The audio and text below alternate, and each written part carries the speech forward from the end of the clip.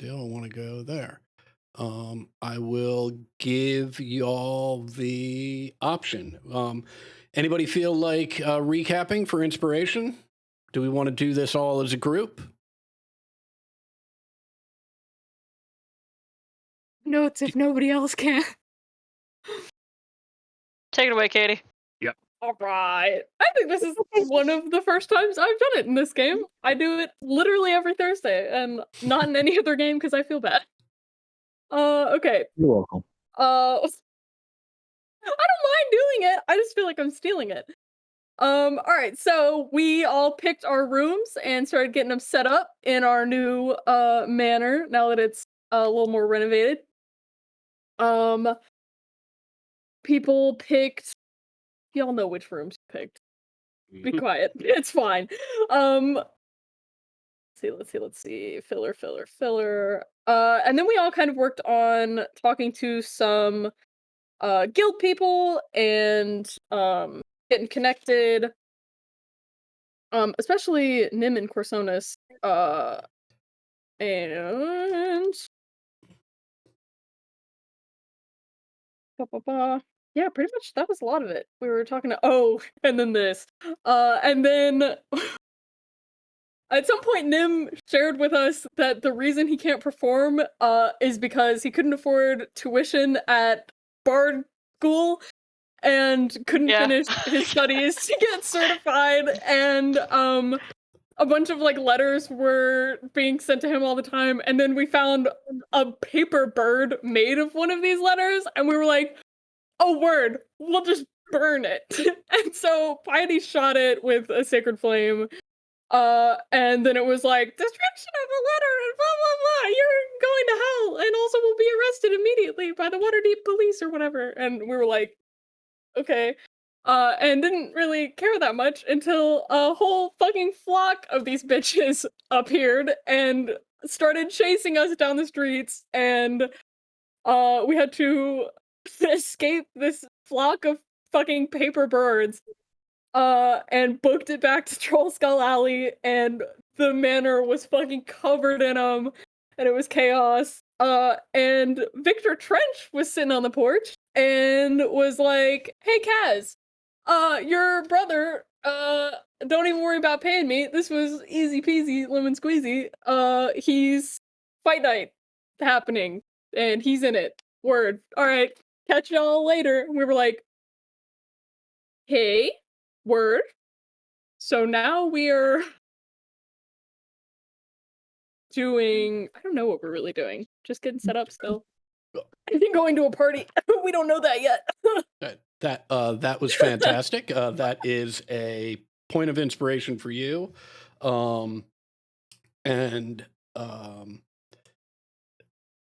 Since Kaz was otherwise indisposed at the end of last session, why don't we pick up at that moment to give him an opportunity to respond. And just for clarity's sake, what has been handed to you is an advertisement leaflet that was nailed to the front door of Troll Skull Manor that advertises a fight night, like a underground, well, not so underground, a fighting pit and gambling hall in Kolat Towers down in the South Ward. And among the other fights that are listed on this thing, there is a fight advertised between Jax and the Terrible Twins happening in 10 day. I don't really like the sound of two. Is it twins? Like, do I know these twins? Have I heard of them actually? Roll me a history check. Okay. Could I give them advantage? Sure. Kick ass. Roll that again for me, Kaz. Yeah, you have no idea who these people are. 18 I mean, for the first one? Holy Yep. shit. Yeah. Well, I mean, what you do know, right, is that you're familiar enough with the world of,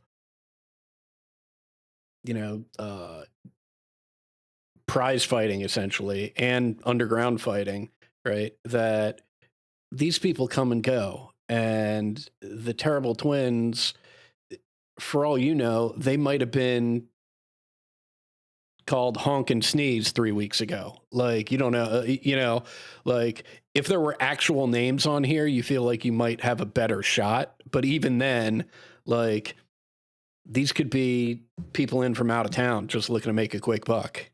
It's really hard. It's not like this is professional prize fighting. Oh, fuck. I got it. I really want to see. It's 2 against 1. It's Jax though. He's kind of a big man. I want to go see. I'm gonna ask. So you guys, I know. Damn, I forgot. What did we have? Did we know about the party yet? This is enough. Okay, I was asleep for like the last hour. No, I mean, at this point, what you know is Troll Skull Manor is up and functioning. Okay. You have made arrangements with various guild members and guilds to help reduce the opening costs so that after much concentration and trying and retrying and retrying, the dice finally were in your favor and you're actually making money this 10-day. I couldn't help myself. I'm sorry. No, I need to be humbled. Fine. Well, I mean, it was truly epic how difficult it was to get numbers that equated to you making some cash. So Okay. So yeah, that's where we are. Okay. And literally, you found this. It's probably mid-afternoon, early evening, right? Because you found this as, if I'm remembering correctly, I believe you're actually returning from your last meeting with the guild when you found Mr. Trench on your front porch. Okay. Now that I know everything now, basically, I think Cass is going to like fold it up and put it in his pocket, and I think that's it. I don't think Cass is going to like really mention it to anybody else about it. Okay, great. What would we like to do? What are the birds doing on the house? Well, as soon as Nim took one of the notices and took possession of it, the other birds they all just flew off. Oh. Okay. Word. Do you think they're charging me for this paper?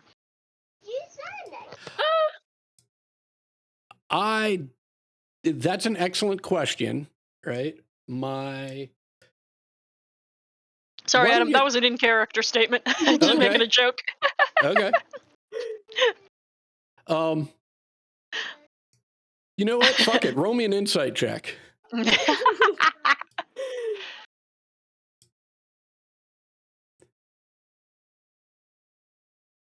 Noble bastards. Yeah, you hope they're not charging you for the paper. That was a lot of birds.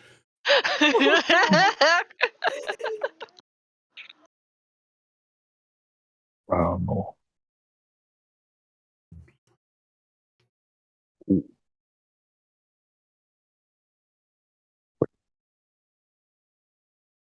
Um, we have been open, though. We've had or are we coming up on our first week? We're playing it a little fast and loose. This is your first week, so let's say that you've had Okay. a soft open, right? And you haven't advertised that you're open, but you have in fact opened the doors. You've let some people sort of trickle in so that you can start to get the hang of what it's like running a tavern. And if I remember correctly, I believe you've got a couple rooms to rent on the second floor. Oh no, you don't. The second floor is where Exidia and Kaz are staying. Yep. Yeah. So yeah, you're spending this time.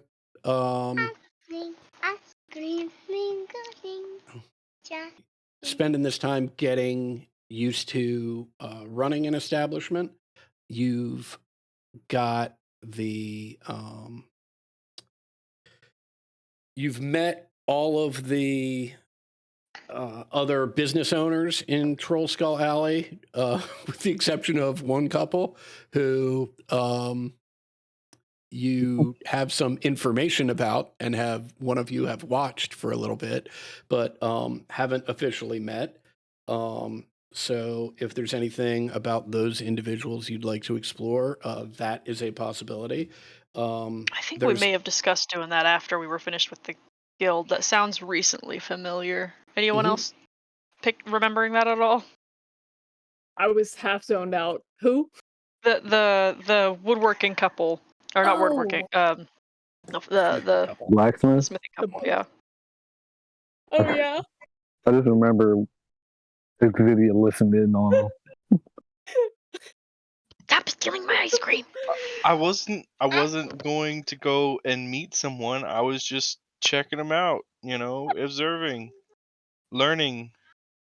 Stalking, waiting for him. No. You're all painting me in a terrible light.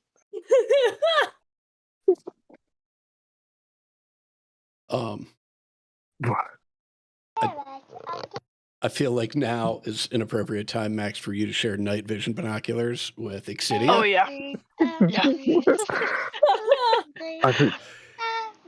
I start playing quietly on my flute. We have the opportunity to make it right now and go and introduce ourselves properly. That'd be good. Yeah, I think it'd be nice to meet another person. All right. Who is headed over to the Steam and Steel? I'll go. I'll go too. Excellent. I'll go. As you approach, wow, there's a lot of people on this map. We don't need the map. As you approach, it's across the alley from Tally's wood shop, so to the east of your manor house, and the workday is coming to an end, and you can see that there are a couple glass windows in the front of the shop, and they're all just covered with condensation. As you open the front door, a bell hanging on the interior is hit by the door as it swings, alerting those inside to your presence. And you hear from further back in this large structure. Hold on, hold on, hold on. I'll be right with you. And as you look, you see a very ornate sort of wrought iron, looks almost like a bar, but is clearly just there to separate sort of the area for clients or patrons from the rest of the shop, which is just a wide open space with a roaring forge all the way in the back.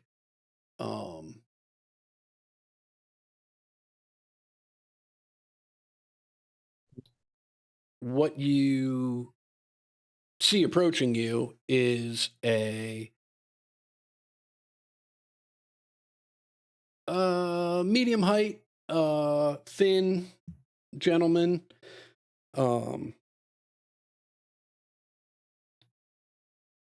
Very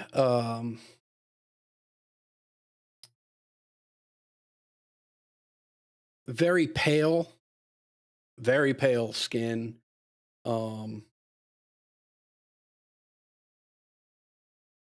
Bright orange hair that fades into a light blonde. It's not until he gets closer that you see that his eyes sort of match that same coloration, orange, with, and they fade out to almost a gold. Oh, well, we're just getting ready to close up for the evening. Anything? What is it that I can help you with? Oh, no, nothing. This little band of people here. We started a tavern down the way. We just want to come introduce ourselves. Oh, you're the ones who are taking over Troll Skull Manor. That's us. Oh, well. Got to say, I'm glad to see it. It was been an eyesore for some time. Don't suppose you need any metalwork in there? Do we need metalwork in there? I don't think so. We're just coming to say hi. Well, fair enough. It's a pleasure to meet you. My name is Embrick. Avi is back there. She's finishing up a little finishing work on a couple of pieces. She'll be up to introduce herself in a bit. Avi! Embrick turns to the back. Come on, meet the new crew from Troll Skull Manor.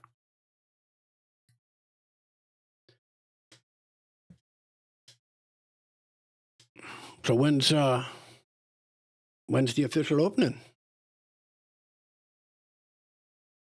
Oh, we have a few flyers that are up. Maybe no, I don't have one on me. But we have a few of the other facilities on the street that are planning on coming by.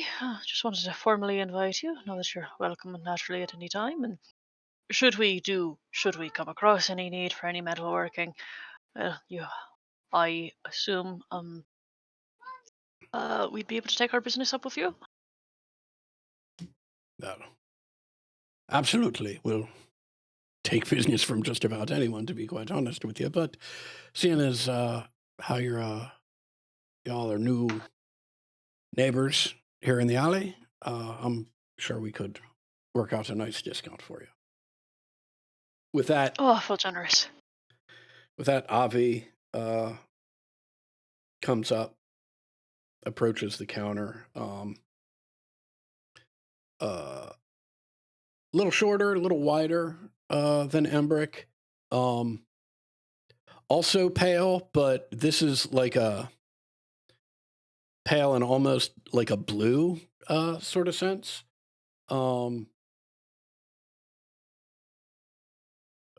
Jet black curly hair. So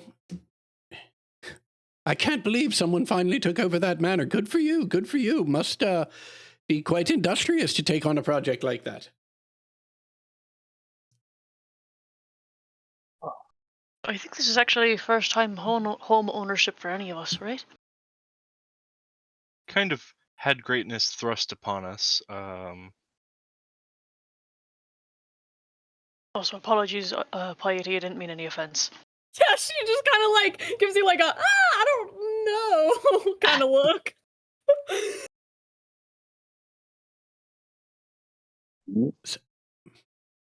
So, and you're, well, I'm confused. So I understand you'll be living in it, obviously, if it's home ownership, but you've got experience running a tavern. No. Plenty of business in one, but no. I'm a shepherd by trade. This is actually I've only been in Waterdeep for a little while. Actually, this is all very new, but very exciting, right? Everybody, very exciting. Oh yeah, very very exciting. It's pretty cool, yeah. I was told I was able to make a really good mimosa, so I think I fit the bill. That's two things. Well, you all are certainly the adventurous sort to take on opening what was, by all accounts, an abandoned tavern with no experience. I'm sure it'll work out fine, though. As Embrick said, if you need any metalwork, you know where to find us. But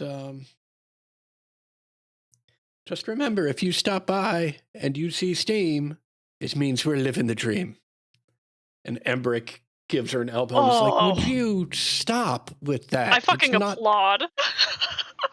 That goes hard. I'm not gonna lie. Please don't encourage her. Look, they appreciate it. I told you, it's charming. Yeah, write that one down. Please excuse her. Don't apologize for me. They start fighting. Heidi elbows Exidia and it's just like, I see what you were talking about. It's lovely. It's wonderful. Yep. Okay, well, look. We'll stop by shortly when we get a chance. We've got to close up here. Maybe tomorrow we'll swing by. And they sort of wander off into the back, and Embrick's like, I know you like it. I know you think it's charming, but it embarrasses me. She's like, oh, well, you need a thicker skin. Oh.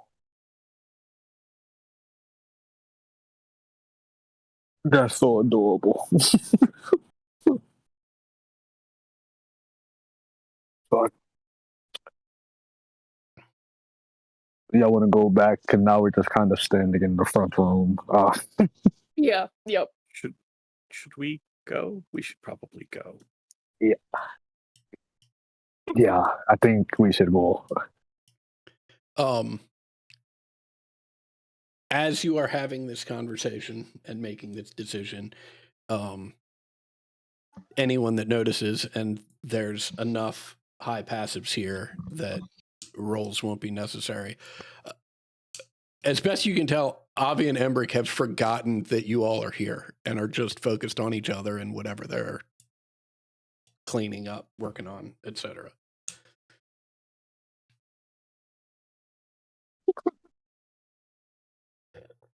Yeah. It's very nice scene. But now I gotta go learn how to make a mojito. Someone asked for one, and I just gave him a vodka one.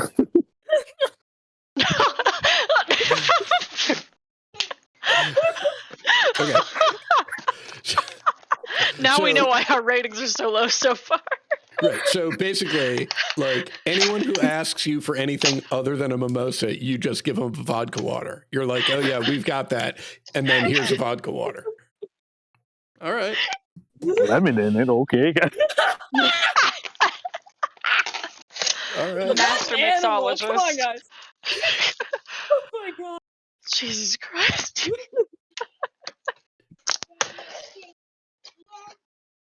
Oh my god. Well, When we get home, so we've established. Like, I know that I don't think that we've actually done so at the table, but our crew has established like a grand opening. But like we're planning on doing that at some point. Is that right? Is that something that am I imagining that, or is that something that's happening? Makes sense to me. Yeah, it makes sense. Awesome. Yeah, I mean, I think now's an excellent time to have that conversation. I don't think it has been, like you said, I don't think it's been brought up either in character or above table. This is the first I remember anyone having an actual conversation about it. So, Okay. Well, we've been advertising and have had discussions with the neighbours and invited many of the neighbours. Are we interested in, I don't know, perhaps even seeing what we could do about intriguing the Caslanteers and maybe anyone of their affiliation, possibly, and having some sort of event to open us to the community. Oh, fuck! He grabbed my face out of nowhere.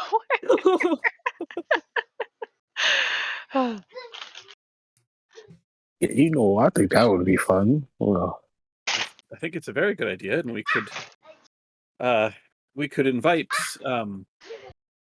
Neverember and Volo, since that's how we acquired this in the first place. It seems only fitting that they should be here when we actually open it up. Agreed.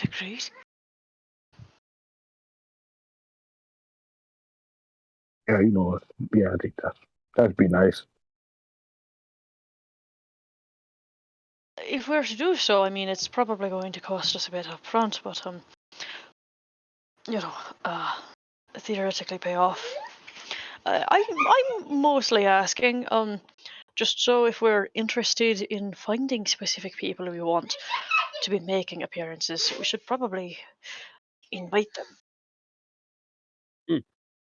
Yeah, Right. and with enough warning that they could. Right. Yes. Because if enough of them don't RSVP, then I don't see any point in actually doing it. Yeah. all right. So who's on the guest list?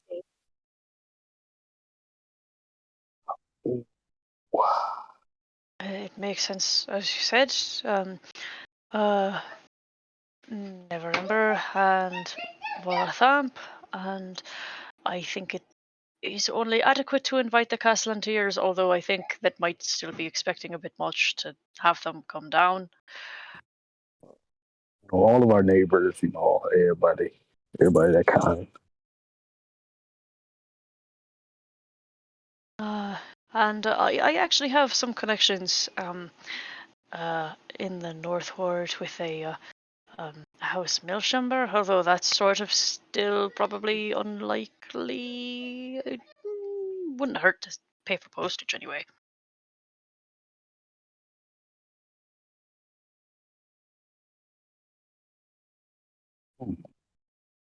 I don't suppose any of you else have friends then.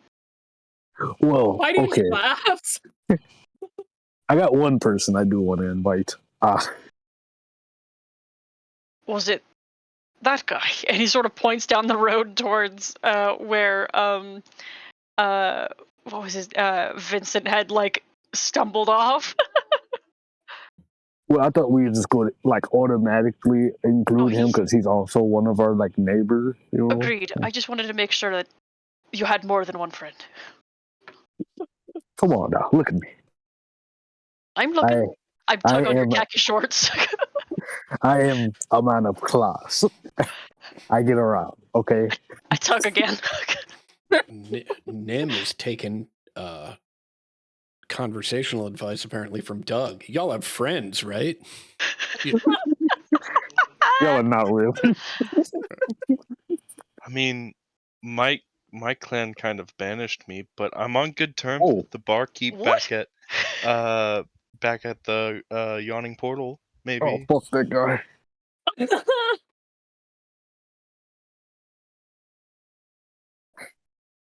Much to unpack. All right. I'm trying to decide if now is the time. I mean, it's not really that big of a deal. I just kind of like, I mean, I don't know. It's a long story. Do you want to talk about it, buddy? No, Or- not really. Okay. Okay. All right. That's fair. That's fair. So what I'm Like- assuming is no one else has anybody else to invite. I'll go back down to the dock ward and see if I can spread around, see if anyone wants to hike this way out, but that might be the Oh, best we can do. I could invite members of Force Grey, although I barely know most of them. Everyone I know is in Lork. Aren't y'all like cops? Well, I mean, except you all. No, we're not police. We've been over this. Remember when we were arrested briefly? I just didn't know all cops don't just hang out together. You know, they got certain districts. I just thought, never mind. You're not a cop. No, Stagger can shove it. No, absolutely. What about I wouldn't know. what about that one guy and his son who we like kept scaring No, that one what time? the fuck? Oh no, we should definitely not Oh, invite a young child to the no. grand opening of a tavern. What is he gonna do? Play with the fucking ghost? I mean, we have like food and drinks. Kids eat food and drink stuff. I'm not handing out Not fucking the vodka apple water. juice. You could just leave the vodka out. I mean, I don't know. Can you? I'll look at Cass. Okay, you know what? If y'all guys know how to make a good fucking mojito, let me know now. You know-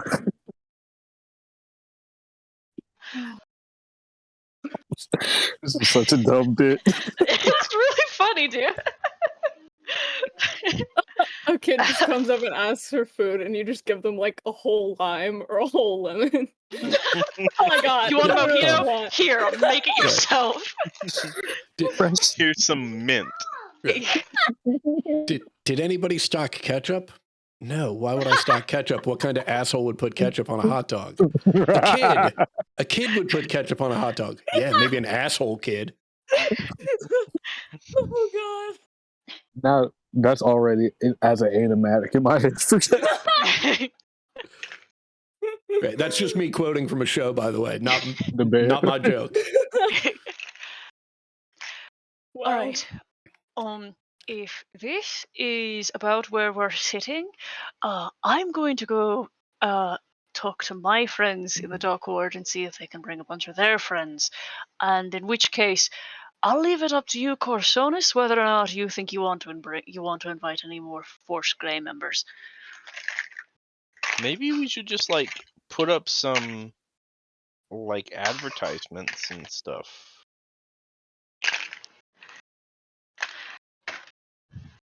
I You know, think that makes sense. we are. It's just a Yeah. matter of if we want to make anything personal. Okay, so Not. Well, since you should be greeting guests and not necessarily working, perhaps we should book a big act of some sort. Oh yeah, like I said, if I cannot perform, we'll all be shut down. Oh, good. Well, I mean, not good that you can't perform, but I meant good that there's. Never mind. You know what? I might have a friend that I could. Well, I'll have to. Well, I'll write a couple letters. so we're like splitting up now and going to get our little friend around town. But don't- we have your brother's fight in a 10-day. Should we do this event before or after? I think he's probably actually the only important thing to decide really right now. I think before, I think before would be good, right? I guess Point either to way, everyone. if we do it before, it might give us some clout or some name when we go to that place, because we have a tavern. I don't know. I don't really go to underground fighting arenas. But if we do it after and you're and we know the victor, then we could invite them, and that might be important. That might be like Ooh, a draw, clever. a name. Well, I already know the victor. It's my brother. Like, Are you sure about Yeah, that? I mean, Oh, yeah. I just meant we, as the establishment, knew the victor. We could invite him without imperiling his preparation for the fight. I assume there's a camp or a practice regimen or something you do before a fight. I imagine going to the grand opening of a tavern is probably not what you want to do right before a fight. if you don't know, I don't. I have no idea. Jack. Well, actually, I know it. Now that I thought about it, you don't fucking know. Jax, I swear to you, Jax is just a fucking tank. I don't know what he does. I saw him lift 3 weights my whole life, and now he's just fucking ripped. I don't know what he does. I think it was all the shrimp he used to eat as a child. what? I don't fucking know. He just fucking strong, man. He just. I promise you, though. Well, actually, it's the terrible twins. It sounds like a 2v1. I have faith that he can beat them up. Probably, maybe.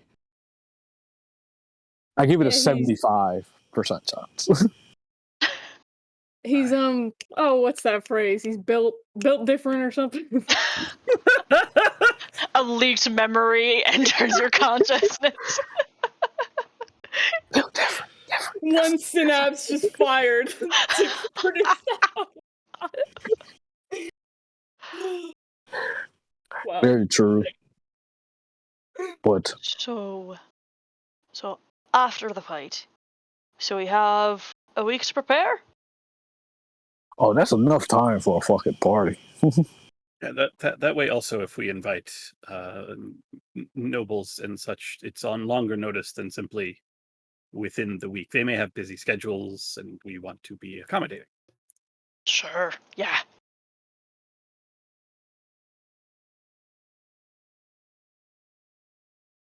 All right. I'll be seeing you. I'll Okay. go off. So that I'm clear, right? What I am understanding is that you are planning on having your grand opening after this fight at Colot Towers in a 10-day. And you are now, some of you are going to go about inviting individuals. Have I got all that right? Yeah. Excellent. And it sounds like, and I apologize, right? But it sounds like Piety and Exidia and, well, it sounds like Piety and Exidia don't have anyone that they are going to invite. Is that Piety? Is that accurate? Correct. Exidia, is that accurate? Exidia's gonna go invite the barkeep from the yawning portal. Okay, lovely, fantastic. I'll tag along with her. Okay. Go I don't ahead. expect it to go well. I expect it to go poorly. Exidia doesn't know what she's doing, but Inviting the tavern owner to another tavern. I mean, you've got to separate work and pleasure. Like you've got to have a life outside of your work. Let's find out. Okay. We'll get to that in a second. Corsonis, you are going to reach out to Force Gray, it sounds like. You're considering reaching out to Force Gray. Yeah. Okay. So we'll leave that up in the air while you continue to consider that.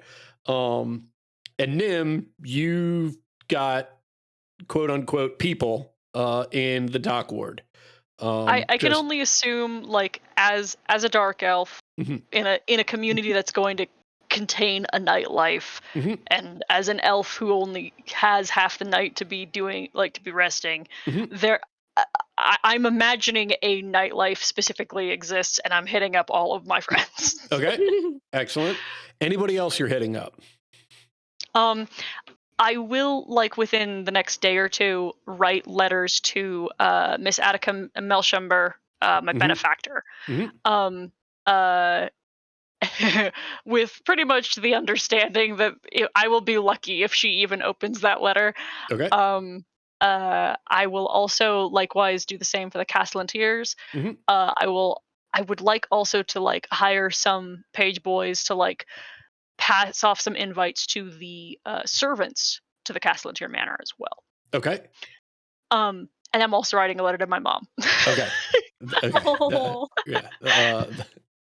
That was the domino I was waiting for. I was Yeah. I hadn't heard it, and I was like, that's weird. Okay, great.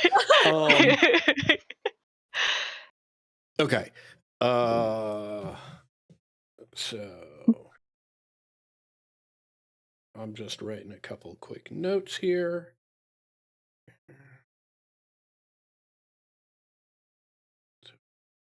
All right. Let's go. Oh, actually, Kaz, did you have? It sounded like you had an individual you were going to invite. I had a specific individual I was definitely going to invite. Okay. Okay, great. I just want to make sure that I got that. Let's go in sort of the order that we initially discussed it. Exidia and Piety, you are headed to the Yawning The Portal. Yawning Is that Portal. correct? Yeah. Excellent. Great. Yeah, as you enter, you recognize one of the barkeeps behind the bar on the first floor. She not had the warmest relation with you or interactions with you in the past, but it may just be that you haven't interacted all that much. And this is a half elf, Yesala.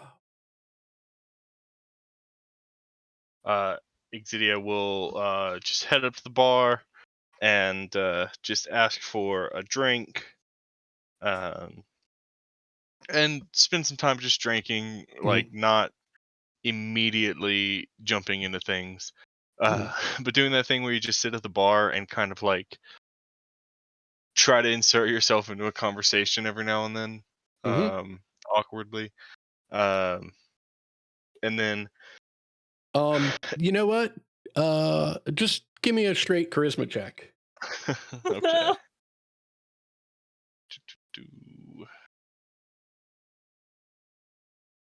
My charisma's not bad. It's not good. Yeah, Hey. like an Or old is pro, it? right? Just um, they're a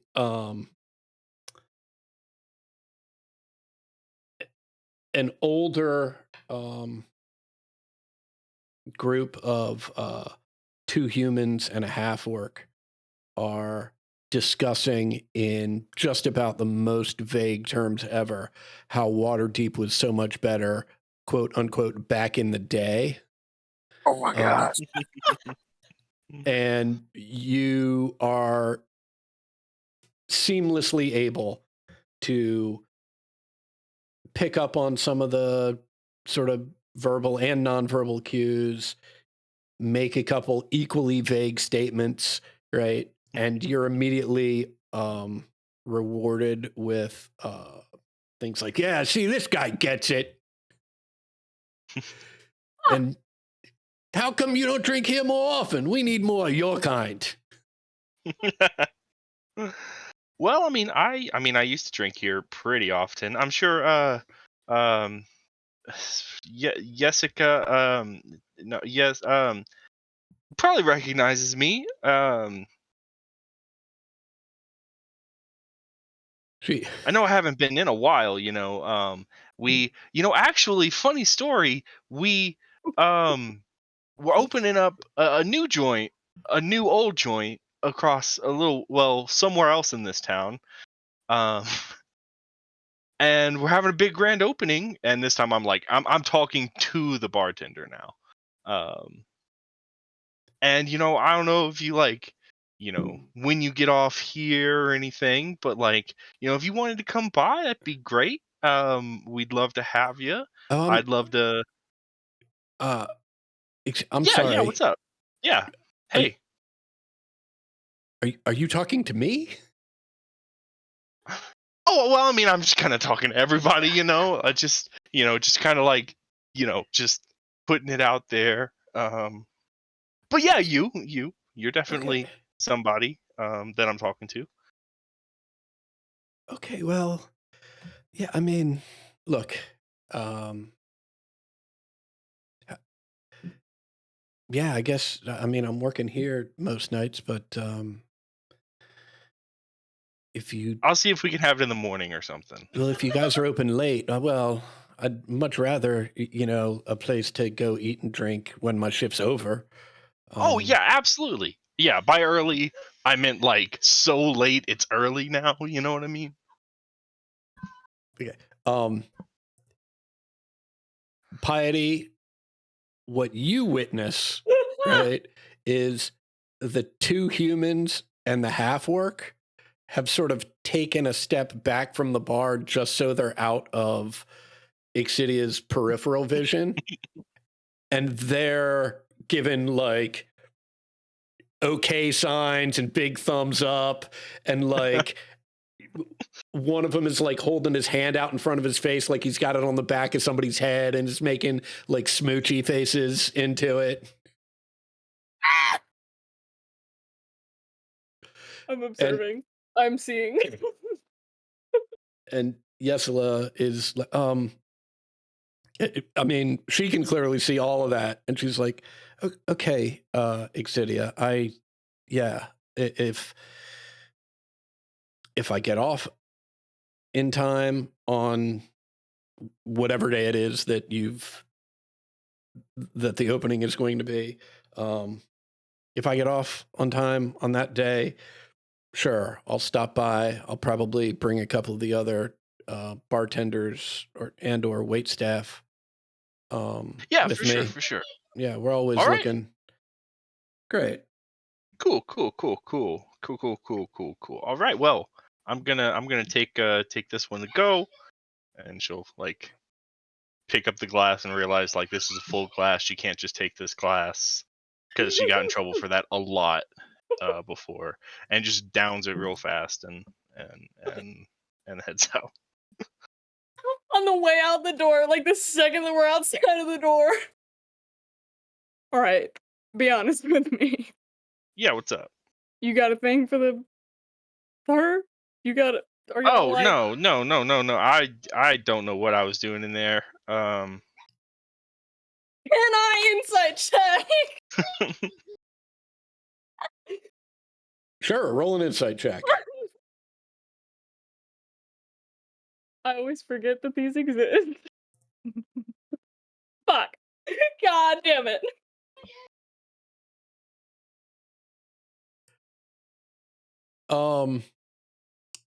Tyler, can you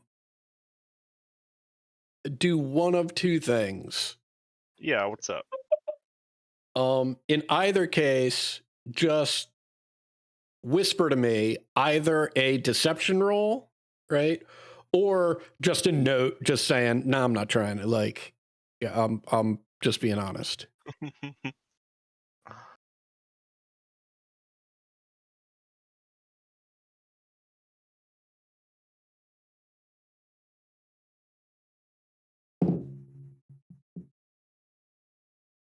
City X bartender fan fiction coming soon. Also, Piety, I'm a huge fan of. Wait, do you like her? Yeah. Fantastic. Yeah, I'm a charisma caster. Yeah, it's a lesbian.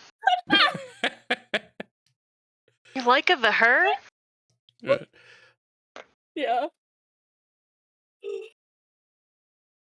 Okay. Yeah, Piety, just really hard to read. It's hard to tell if Exidia was just flustered or confused, or if he was unclear if the older people at the bar were just being grumpy old people, or if they were being racist, or if that threw him off his game. Like, it's a whole mess. But it sounds like you may have some denizens of the Yawning Portal joining you.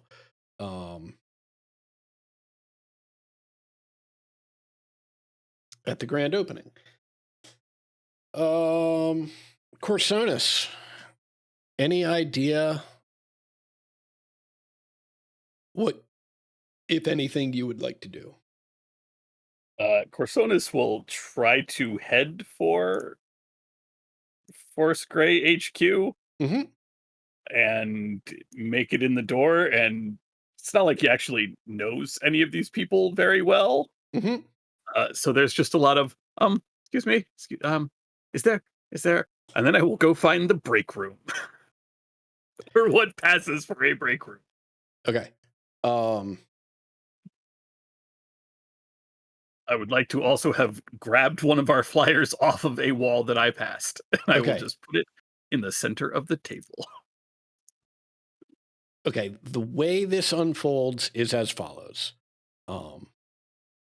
You arrive at Forest Gray headquarters. As you are saying, excuse me, pardon me, could I, no one is paying any attention to you, and people are just shuffling past relatively quickly. It looks like they are,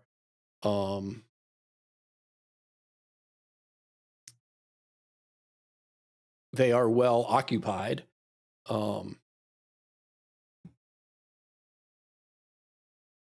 When you make an attempt to go find the break room, a large human woman steps in front of you, and unless you stop her, literally puts a hand on your chest. Oh, hi, hello. I am Corsonis. No, I'm not a junior. Hi. Hi. What are you doing? I just thought I would leave this here in case anyone might be interested.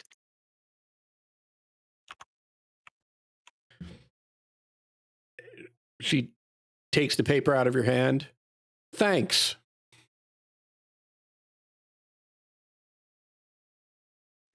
Should I go get another one to leave on the? If you're taking that one,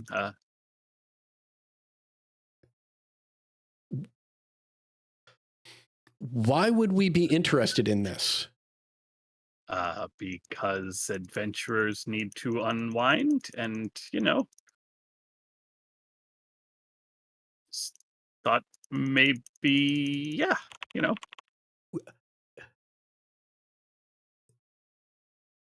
Who are you? Oh, I'm Corsonis. I'm one of the newer agents. Members. She drops her hand, says, next time, maybe lead with that? I did when you asked me. I did say do you have a badge? yes. Right. Oh, yes. Here, right here. And I will produce my badge. She looks at it and very visibly relaxes. Corsonis, it's nice to meet you. Hi. Oh, and you are? I'm sorry. Nakian. Nakian. Very nice to meet you. Yes. Do you want to put that up in the break room? Yes, that would be great. Unless you want to keep that one, and then I can I can go get. I'll see it when I go get coffee in the break room. Yeah. Two doors down on your left, Corsonis. Oh, this isn't the break room. Oh dear. Sorry. It's quite all right.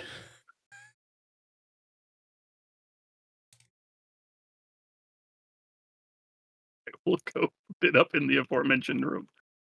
Excellent. Yeah, it looks like the break room in any sort of office cube farm that any of us have ever witnessed. It certainly does not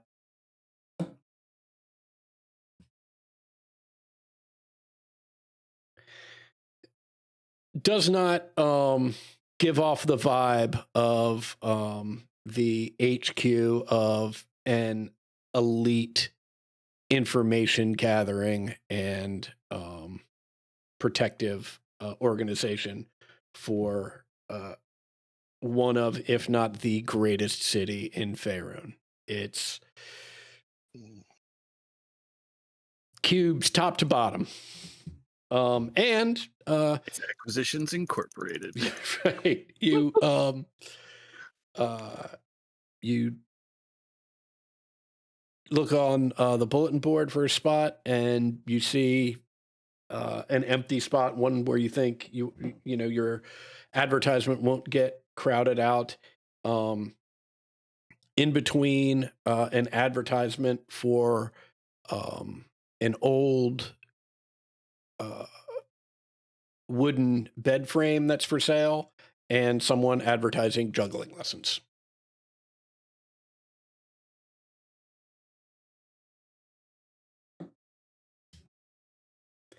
Is there anything else you would like to do while you were at Force Grey headquarters?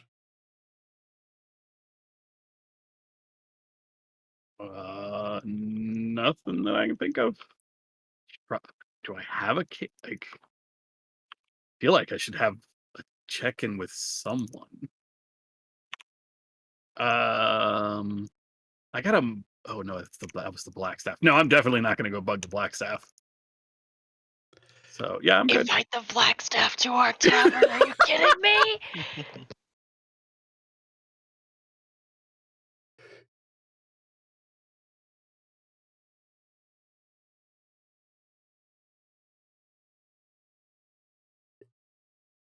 I'm good. Okay. Um, Just in case we were still waiting. yeah, I was just giving it a moment to breathe, just in case. Nim. I also had forgotten that Yeah. I'm planning on bugging some alums that I might know, seeing if any of them want to come play, and I'm gonna I'm gonna pay that page that I had earlier to Mhm. bring us some flyers to my buddy Brisket and tell him Okay. to have that around the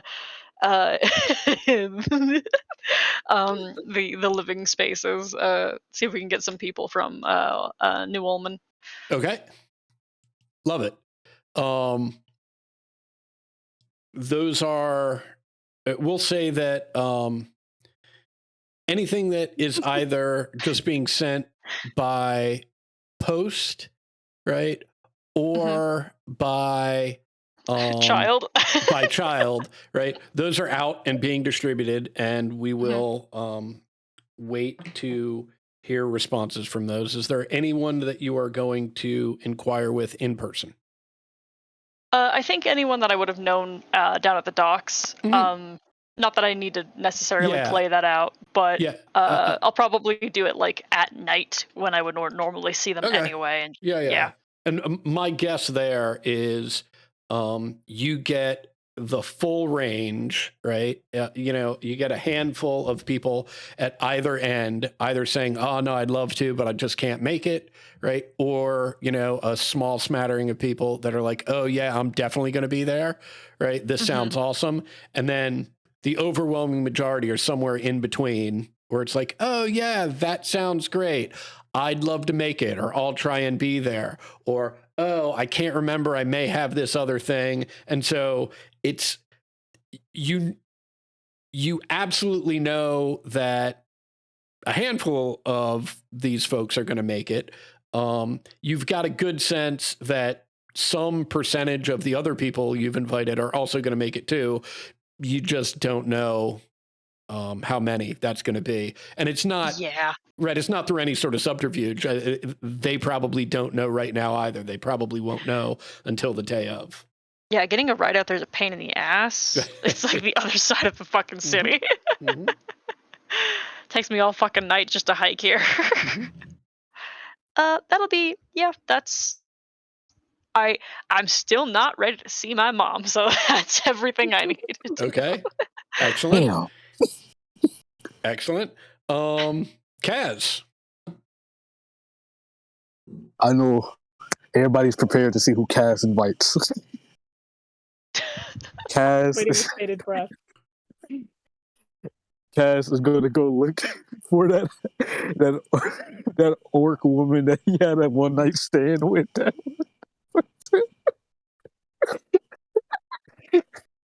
Did you get her name? Fuck no. Oh my god. Okay. It's a big city, right? So, Where are you starting this investigation? I was going to head down to the dock. Okay. And I was actually assuming that I was with Excidia and Piety, and then I just branched off and went to go do my own thing. Okay. Yeah, that sounds fine. And so you are heading to the dock ward. Where are you heading in the dock ward? Oh, I don't know. I was really finna do the thing. I was actually going to do my criminal contact as well, and Okay. I was going to invite people that I know through that to the tavern. Okay. I'll take a look at that right now.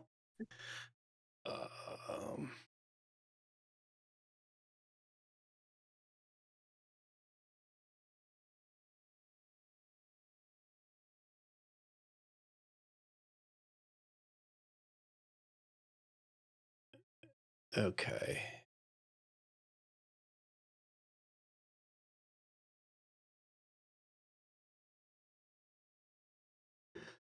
Okay, so whomever this individual is, you're inviting them.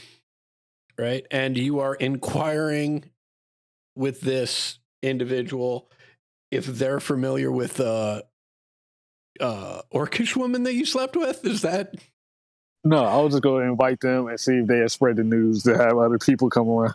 okay? So But I am looking for this random orc lady. In the okay, fucking so city. you're the individual that you know as your criminal contact.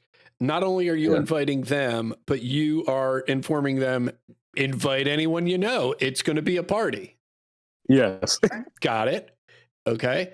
And you're just roaming the dock ward looking for this one night stand that you had? Yes. Got it.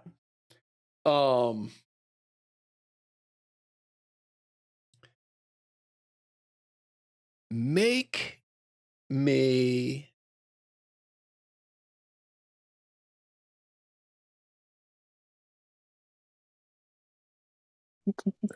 The one night stand. right. Make me an investigation check. Oh, okay, but oh shit. Make it a Got a 9. disadvantage. Okay.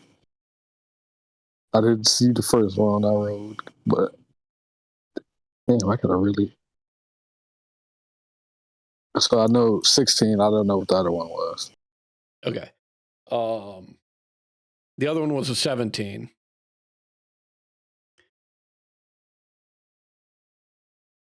You feel pretty good, right, about a bar that you find and are like, oh, we were definitely here. We were definitely here. God. And literally everyone you inquire with inside has a response that is essentially, dude, what the fuck are you talking about? Cool. Like, I don't know you, right? I don't know. I mean, I know orcs and half orcs that are women, right? But if that's all you got for me, like, I don't know. She had this fucking like this big ass triangle tattoo on her left side. And I started like I'll pull up my shit to show exactly on the side where it is. It was right here. Okay. He's trying to explain so badly.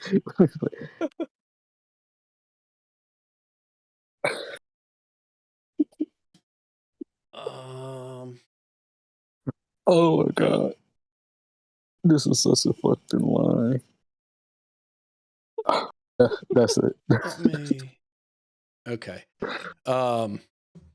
Like, look, pal. I'm sorry you loved and lost. You know it's good for heartbreak. Buy yourself a drink. That's true. That's true. You know, I'm gonna start drinking with this guy. 2 silver. Give him the 2 And silver. you are right, and you are unsuccessful in finding perhaps the love of your life. Are you spending the night out drinking, or are you heading back at some point? I'm gonna head back at some point when I got Okay. a real nice buzz going. Okay, great. So yeah, let's say great. Everybody makes it back.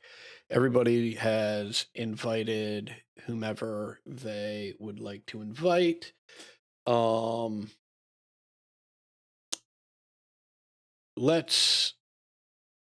I know this seems weird, but I think it actually is meaningful for some of you.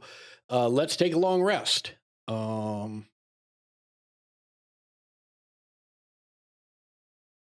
Yeah, so hit points, and those of you that can and are interested in swapping spells out can certainly take a minute to do that.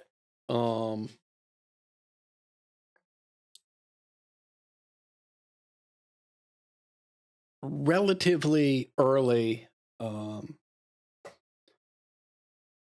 next morning. Who all is up early? Personas Me. usually is. Mhm. Yeah, Yes. I get up pretty early. Okay. Great. So y'all see a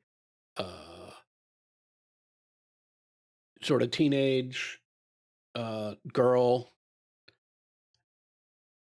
opens the front door. Hello? Anyone home? Ah, I excellent. And holds out an envelope from the Castellanters.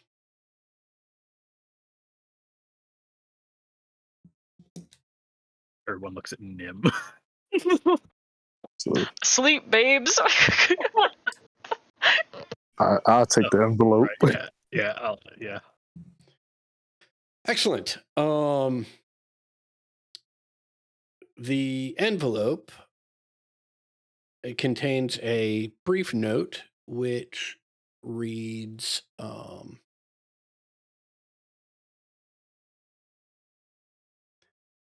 very kind of you to invite us, but we respectfully decline. We don't know that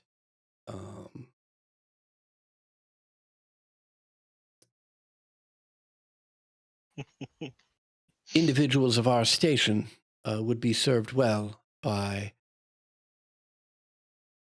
mixing with the commoners in what I'm sure is a lovely drinking establishment.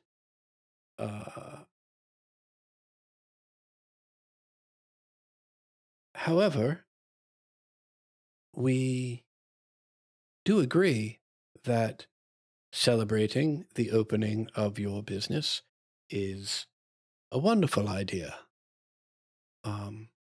Why don't you all join us at the Castellanter compound? And it's a date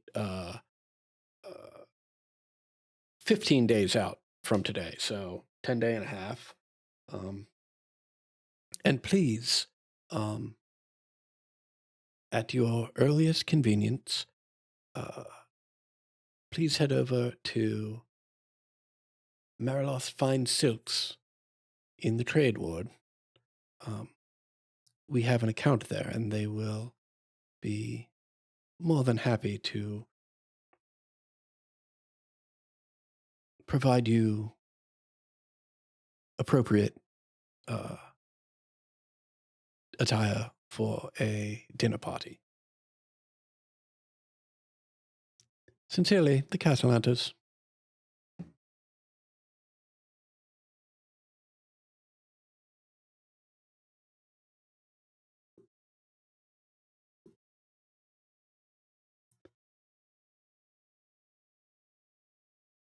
All right, free dinner. That sounds great.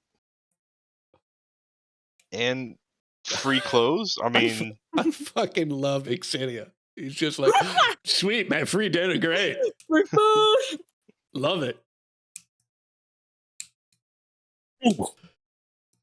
Wait, so they're like expecting us to dress up nice? I hope so. Sounds like it. Perfect. Great. Excellent. Can't wait. Loving it.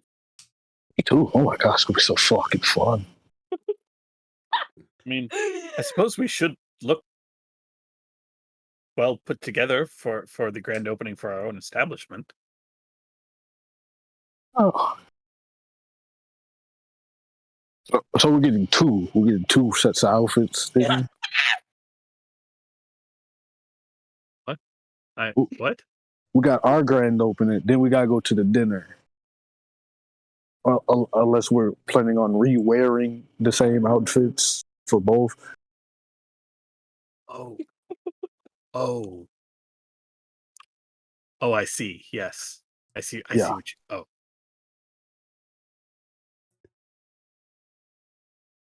I mean, I'm not one to judge.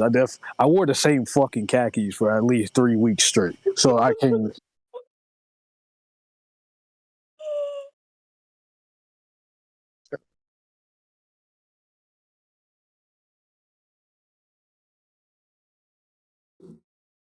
I mean, personally, this is about as put together as I get, so. Oh, that definitely won't do. We gotta have to get out. Oh, Nim's asleep. We gotta go get Nim up. Exidia, you got any to nice take it from me, clothes? it's probably best to just wait until he is up.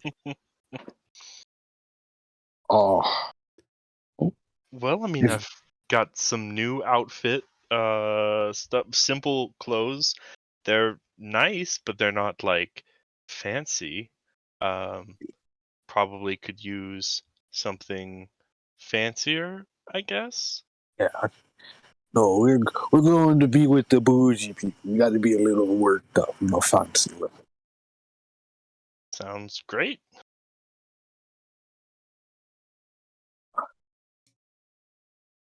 Ooh, I know exactly what color. I'm going to get a nice turquoise. It'll look real nice on me. Fuck. You want a drink? It's He's I mean, just we going to own give a you fucking vodka tavern. water. We own a tavern. I found out that you can put shit in coffee and then it like tastes. I think a mimosa would sound really well.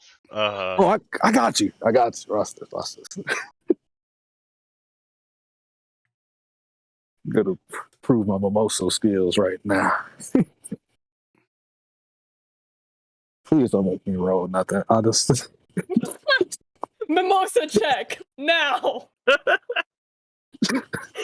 it's just a good mimosa, please. You're fine. Yeah, It's my fuck it, only I'll drink. take one. You're fine. We've established that this is the drink that you know how to make. You can do that. If you were to tell me that you were going to try and prepare literally anything else, right, we'd probably have to roll for it. But I think the two that we're fine with are a mimosa and a vodka water. Vodka. Okay, Wow. this is canon. All right. So you have your first official rejection from the Castellanters. However, they have given you the address of a tailor in the trade ward. There's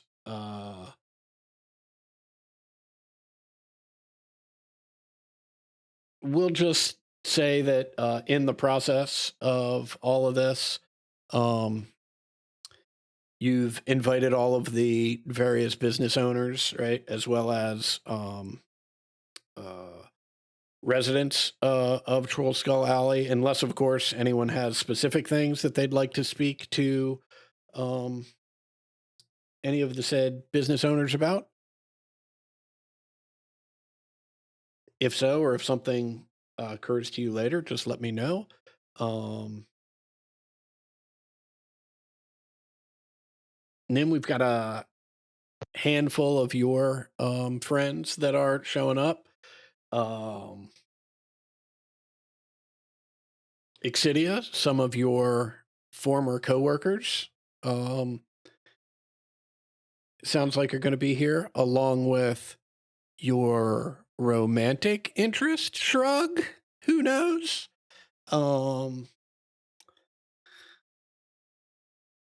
And Colot Towers in now about 9 days.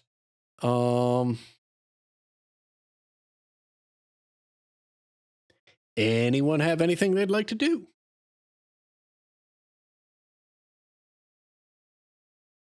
Want to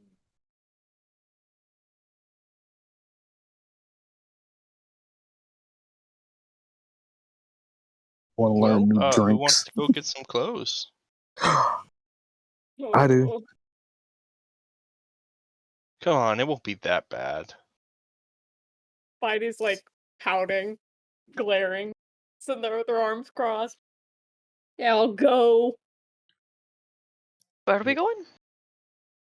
Want to get Gas fucking Lanterns clothes? invited us. Fancy dinner. We gotta get fancy clothes. They're buying. Oh, thank God. The thrift stores I know are absolutely abhorrent. Also, they said absolutely not to the invitation. Fuck them.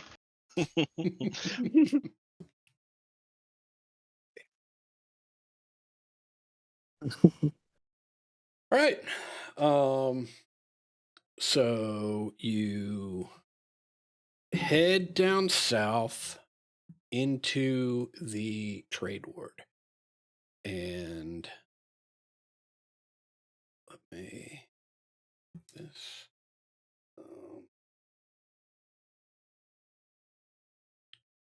I'm just writing some notes here. Give me a moment.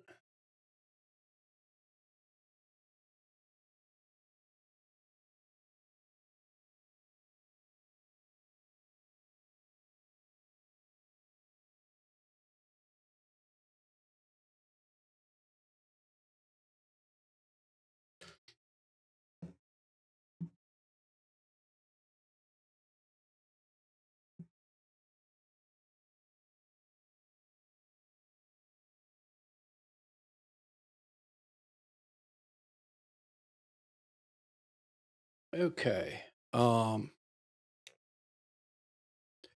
Yeah, you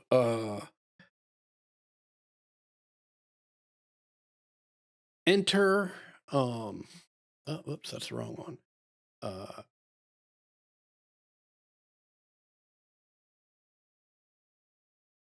You enter Mariloth's Fine Silks, and the name is an apt predictor of the interior, as there are literally fine fabrics just hanging down from the ceiling and then swooping up and attached to the various walls, making the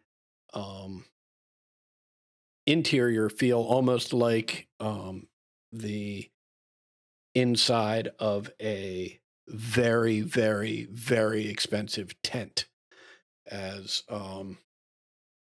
everything sort of draws to this lofted center as the fabric swoops down in all directions, and they're just both beautiful and a wide variety of colors and textures.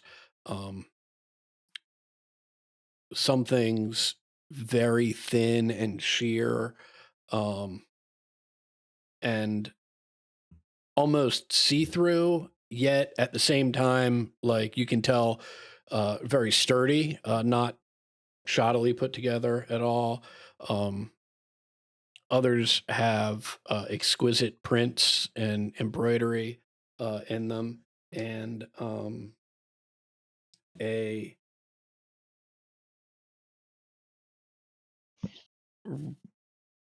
rather young looking gnome with sort of rust colored hair and a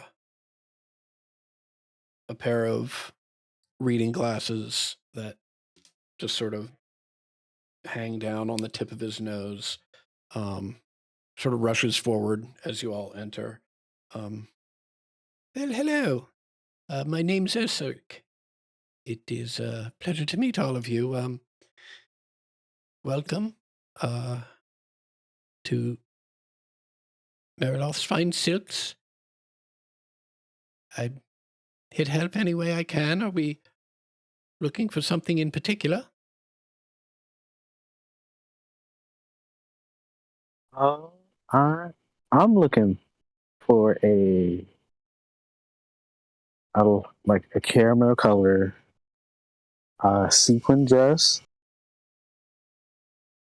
and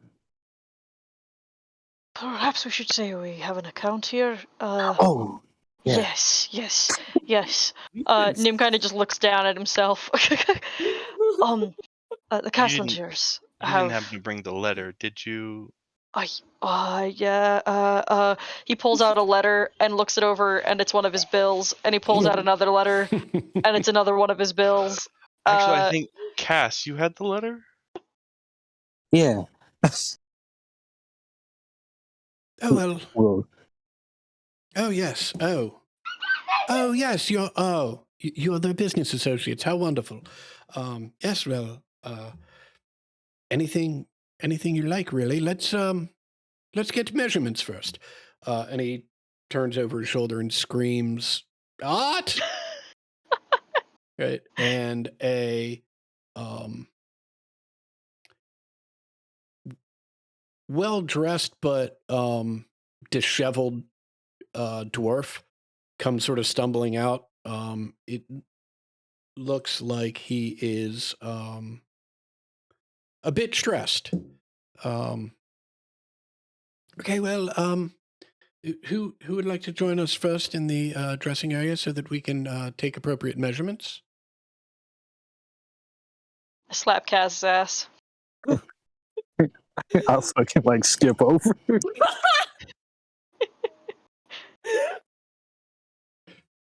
Great, follow me. Is there anything you clearly know the Castlanters very well? Is there perhaps something of a style they prefer, rather before we, just let our imaginations go, as it Well, were? it's an excellent question. And the good news is that they've sent you here because the style that they enjoy is mine. Right. I love that. So custom then. Okay. Perfect. Oh, thank goodness. Yes, as you will be wearing my clothes, I will not let you make any decisions that would reflect poorly on me. But that does still leave us a wide variety of options. We'll work creatively together to find something that suits each and every one of you. Now, if you will, and he gestures to you, Kaz, to join him in the dressing area. I go into the dressing Right, area. and as you're walking back, he explains, now listen, Art is new, and we're training him. So please, a little patience and my apologies. And Osiric is taking some of the measurements, but also explaining to Ott what he needs to do and how everything works. And roll me a dexterity saving throw, please. Kaz. Yes. I was made for this. Workplace danger. 14. Yeah, you recognize that as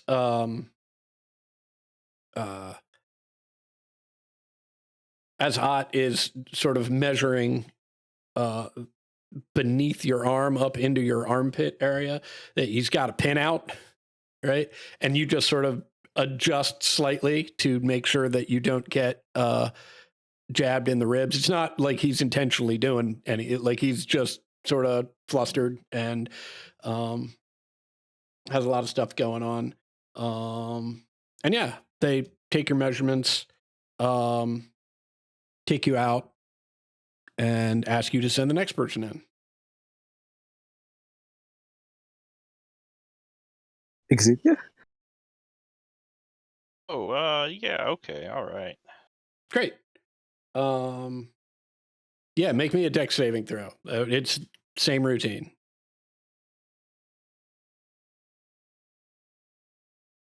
I love this tetanus risk factor, Adam. Yeah. Yeah. Very similar, right? You see that Ott is sort of mesmerized by, initially mesmerized and then confused by some of the protuberances, some of the crystalline formations, and he's not quite sure how to measure for those. It looks, he's sort of getting your initially your arm and then actually your neck sort of wrapped in this measuring tape that he's got, and you just put a hand out, right? And at which point Osurik sees that you've put a hand out to stop him, and Osurik is like, oh good lord, Art, please do be careful. Perhaps just sit this one out. And they get your measurements, and then Osurik says, well, why don't you go out and take a look at some fabrics that you might find interesting. There's some books out there as well about that have some concept art, and send the next individual in. Sounds like a plan, Stan.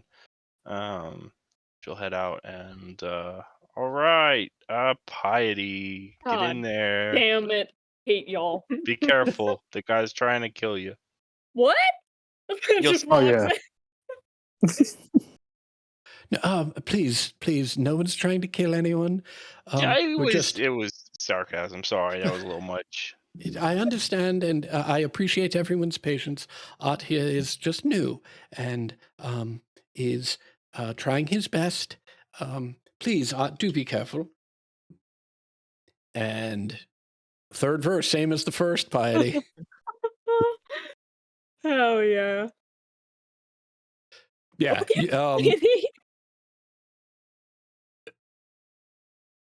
As the first attempt he makes to measure you, you shoot him a glare. Right. And Ott is just super careful. Like, he seems way more nervous, but is super careful.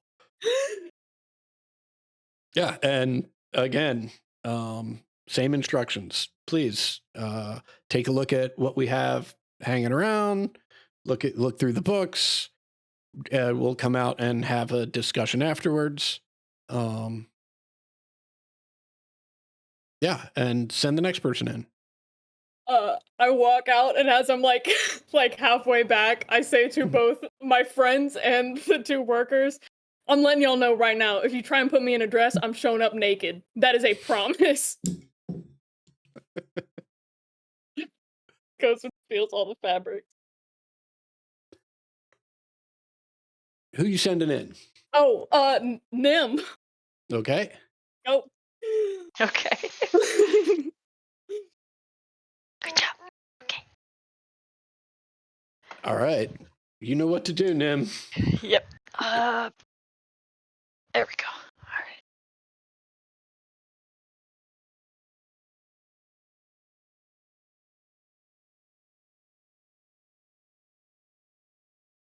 All right. Son of a bitch. Oh, careful, darling. Yeah. Hands away. Hands away. Ott actually says to Osurik,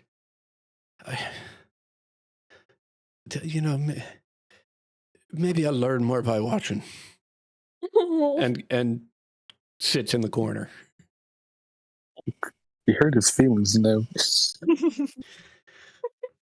All right. Yeah, well, I'm not getting tetanus.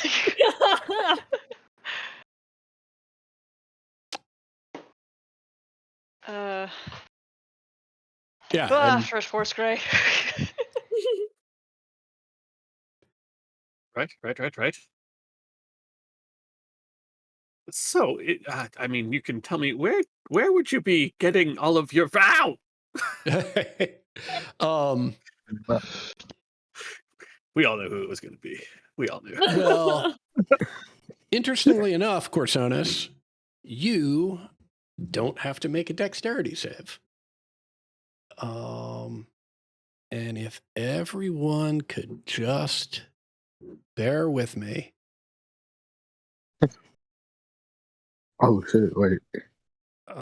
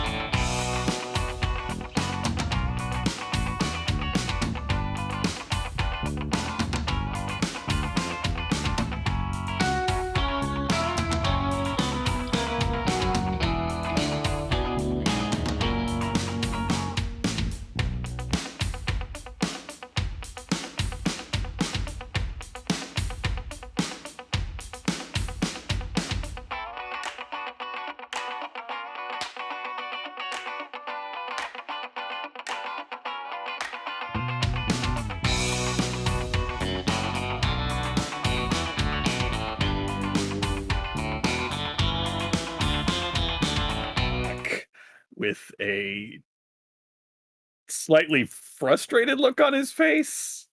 Definitely just you can hear him mumbling, just or weave on these bulls. This is going to be an absolute nightmare. This is just okay. Well, so what did everyone find? Oh, we was kind of waiting on you. We were waiting on you. Oh man, don't come on now. You don't have to be so upset. You know the guy. He's new to this, right? If he picked you, it's on accident. It's not big of a deal. It'll be okay. Corsonis waves his hand, and there is a visible field of force. No, of course I wasn't stabbed. This is Oh, yeah. anyway. Anyway, who's ready I'm for a kind of fancy looking at party? this, this linen, maybe like a cream linen suit, something like that. Oh my god. Y'all want to be color coded? Like we all come in the same color, but like totally different outfits. Fuck no! We're all in different color palettes. Oh, Yes. Piety here's a winter. Absolutely not. Winter I was just blue, thought out like that idea. blue, right? Because If like you yeah. all show up as like a 1984 breakdancing team, oh my god, love it. Here's what I propose we do regarding outfits and whatnot, and this is not at all a statement. This is just a suggestion or an option. If anyone else has any other ideas, by all means, love to hear them. I feel like putting people on the spot now, right, about what their look is going to be isn't super fair and doesn't really lend to the most creative of choices. And so I think we can just say that you make your decisions and make your requests and comments, and that takes a couple more hours as you discuss with Osarik what it is you'd like and not like, and you discuss various things, and then in the future we can either have you come back to do like a final fitting, at which point you could describe the outfit that you have had Osarik create for you, or if you prefer, we could just sort of hand wave that as well, and then the first time you describe your outfit could be when you make the big entrance at the Castellanter's dinner party. And those are my ideas on how to handle this. What are you guys thinking? Do we feel like we need more time? I think we've had a good amount of time in general, but well, I mean, I don't know. That's why I'm asking. Do we need more time, guys?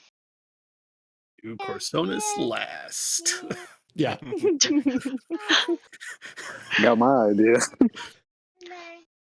I'm as ready as I'll ever be. Great. Sounds like everybody's ready. Let's do it then. Cool. Okay. 3 weeks of me thinking. I can't have more time to draw this more. I can't. Just rip the Band-Aid off. Take it away from me. I also love that Tyler began describing something, which is definitely something we've discussed for like his wedding suit. Awesome. Love it. Love it. All right. Well, Osarik turns to you, Excidian, and is like, yes, Lennon, what sort of cut did you have in mind? Well, I didn't know exactly that. Just a simple kind of maybe like a shirt and a coat, pants, cream, light weight kind of linen material. Yes, easy to move in, easy to breathe. Uh-huh. Oh, it sounds lovely. You care for a vest, maybe something in a silk? Works for me. Lovely. And Osarik is jotting down notes. pulls down a couple different weights of linen fabric. And each one of them also a slightly different, like off-white sort of cream color, and just instructs you to choose both a weight and a color. And he assures you that he has all of the various combinations and options. Yeah. Basically the lightest weight, and then we'll pick a color that matches the pink fur the best. Wonderful.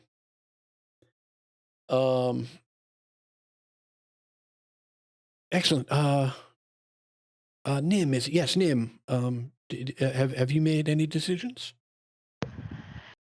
He'll kind of start sketching out with a minor illusion, a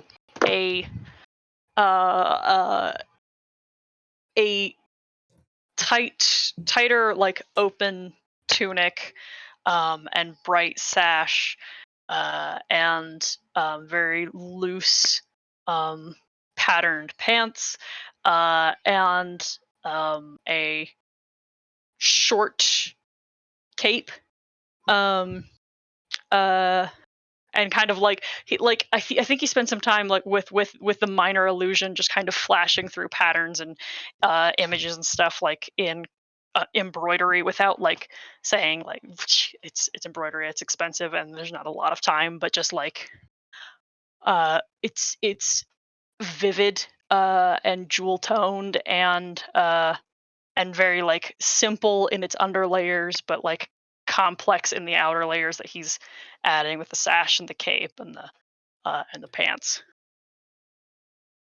Excellent. And as you are doing this, Osiric is nodding and sort of walking around the minor illusion that you are creating, and then starts like, "Oh yes, I see what you're going for here. Maybe, perhaps," and has a little sketchbook, and he's making some minor alterations to what he sees in the minor illusion, and is sort of showing them to you for your approval as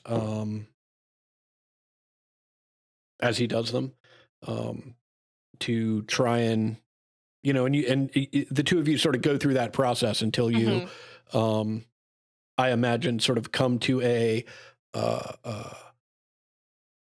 agreement on what the outfit should look like. I imagine that as you accept proposed changes that he has made, you make those alterations to the minor illusion. So it's sort of slightly morphing as the two of you are having this discussion.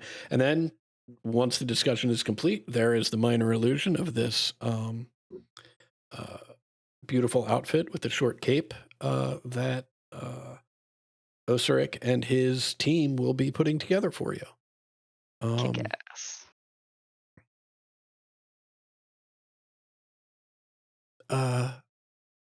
Kaz, what about you? Have you made any decisions? And I want a sequin dress. I want furs that, like, it goes across my chest and my shoulders, and I want sleeves as well. Mhm. And the color, the color. I think a nice brown. No, green. A nice little green would be it. Go gold, dearie. Gold? You feel gold? Absolutely. Oh, you know what? I trust you. I'm gonna go gold. Lovely. Gold sequin dress. Fur pelt across the shoulders and chest. Would you like the sleeves in sequins or in the fur? The sequins. Lovely. Do you want the sleeves full length? Yes, full length. I think full length would be good. Tight at the wrist or more open? Tight. Understood. Sleek. Lovely. Thank you.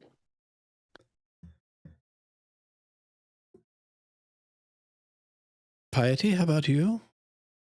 Okay. Heidi is foul about the idea of having to get a fancy outfit and being forced to wear this. And so she decides that she's going to try and make the most expensive three-piece suit that she possibly can. And so she's like, all right, navy blue for the color of the fabric. What is your most expensive navy blue fabric you have here?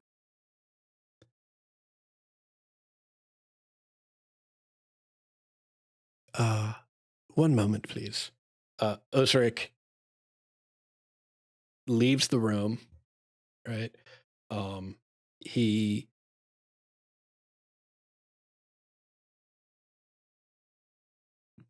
you hear not just the door that he opens, but you hear other door. Like he's clearly like going deep into the bowels of this building, right? And then he's does anybody speak Goblin? Oh shit! Hold up. I don't think so. Let's see. Okay, well, you just hear him speaking in some language, like, and next thing you know, 4 goblins are pushing this giant chest right out from the back room, and Osric is sort of leading them around. They unlock the chest, open it, right?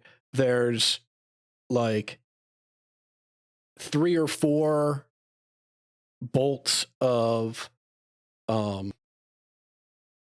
silk in there, and there's a smaller gold chest, and they pull the gold chest out and pop that open, and at least to your eye, it's a bolt of navy fabric. Like you don't no. right. I'm Like scared. like okay. And Osric's like, it's certainly the most expensive fabric I've got, and I'd say that if it's the most expensive fabric I've got, it's one of the most expensive bits of fabric in all of Waterdeep. All right. Bitey kind of looks at the others like, is this a terrible idea? Just the widest eyes from Nim, expressionless. You see Kaz raise an eyebrow and just sighs away. Make me an insight check, Piety. Oh Lord, I'm great at these, as we discovered earlier. Yep. Osric's just deadpanned. Like as far as you can tell, this is business as usual for him. Oh shit. Katie's scared. Piety is bold, and she's in a bad fucking mood. Yeah, fuck it. Yeah, sounds good. I'll take that. Lovely. Excellent choice. Looking at your design, 3-piece suit? Yes. Very well. Anything else? I think that'll do it. Shall we talk about material for the buttons? Ooh, yes. Most expensive. Same as the fabric. Just whatever's the most. Do you have gold? Well, we do, but do you want gold or do you want the most expensive? What's the most expensive? Well, we can certainly craft buttons out of some chromatic jewels. I think it's a lovely look. Some people don't like it because it's virtually impossible to get all the buttons to match when we do that. But the difference is rather subtle, and I think lends interest to the piece. But if you insist on everything being uniform, well then perhaps a more precious metal like platinum. Platinum. That sounds good.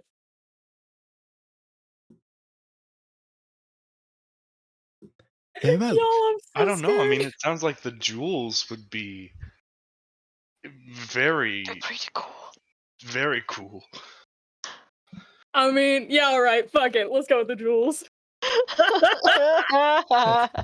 I succumb to peer pressure. Oh my god. Osric looks you dead in the eye and says, "You be sure to thank your friends." I shall do that. And nods at Exidia and Nim. Very well. Oh my god.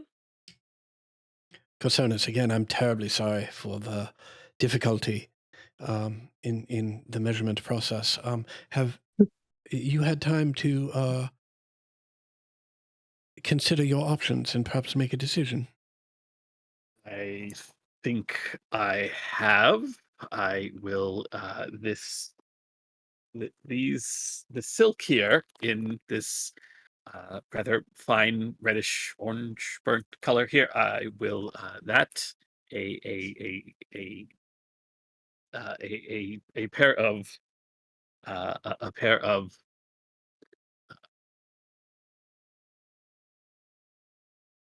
the pants that flare out at the knee and then tuck down very tight along the ankles here, with a bit of a train out of this rather exquisite sparkling thing. This whatever this is, this in this God.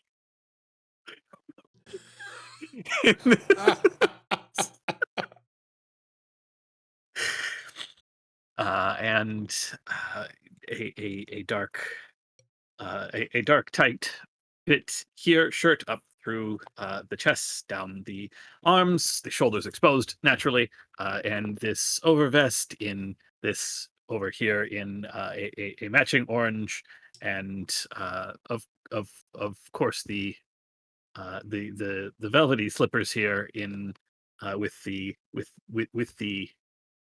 the opals on the top. Oh, well, that I must say that is an unusual and bold choice for footwear, but I quite like it. I think it will go very nicely with what you have designed. Should any of you at any point have interest in pursuing a job as a tailor and beginning an internship, I'd be happy to have any one of you. Excellent decisions made by one and all. I will be in touch. I will get my best crew working on all of these immediately. I anticipate 6 or 7 days. The Castellantas have told me that this should be my highest priority, and as such, it will be. Nothing else will get done until your outfits are finished. I hope that you all have had a pleasant experience here. I do apologize again for Ott's clumsiness. I'm sure that they'll either get the hang of it in the near future, or we'll be on to a new career.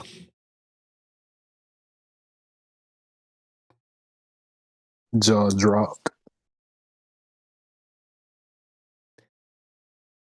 And please, if you have any concerns in the meantime, you know where to find me.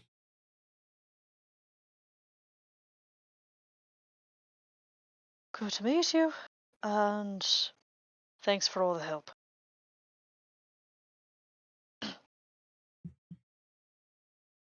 And unless anybody's got anything else, I think that is a fine place to take a little break. Awesome. Yeah.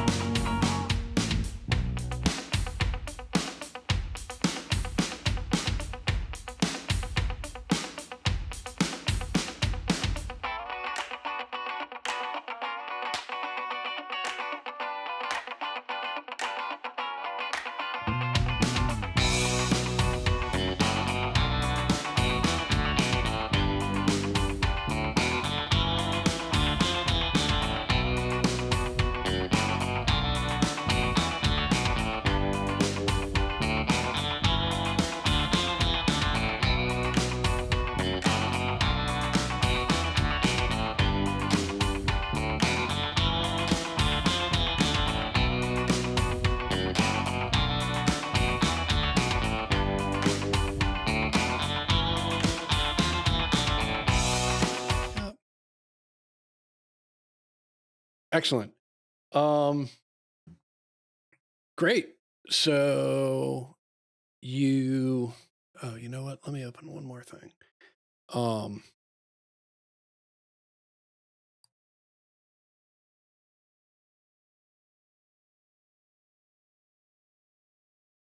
You have successfully found clothing for yourselves for the upcoming party. What do you say? Well, let me phrase this a different way. I don't have anything planned for you until your party. Y'all are more than welcome to get up to things in Waterdeep, and we can role play through those. If, on the other hand, you don't have anything either, we can fast forward to the party. So let me ask, anybody like to do anything in Waterdeep? I just want to get a finger wave hairstyle, but I think that's not like nothing that needs Okay. to get a role play. Okay. Not specific to Waterdeep, but at some point when who are my locals here? Kaz and Nim. At some point when Nim is coming through his room, Corsonis will just say, have you heard of Xanathar? Outside of running into his minions that time, you know who that is? Hmm. I remember we've had a vague conversation about this when we ran into Zanny's guild at a Mhm. different time. But Adam, do I know anything about Xanathar? Would you make me a history check with advantage? Woohoo! I love that.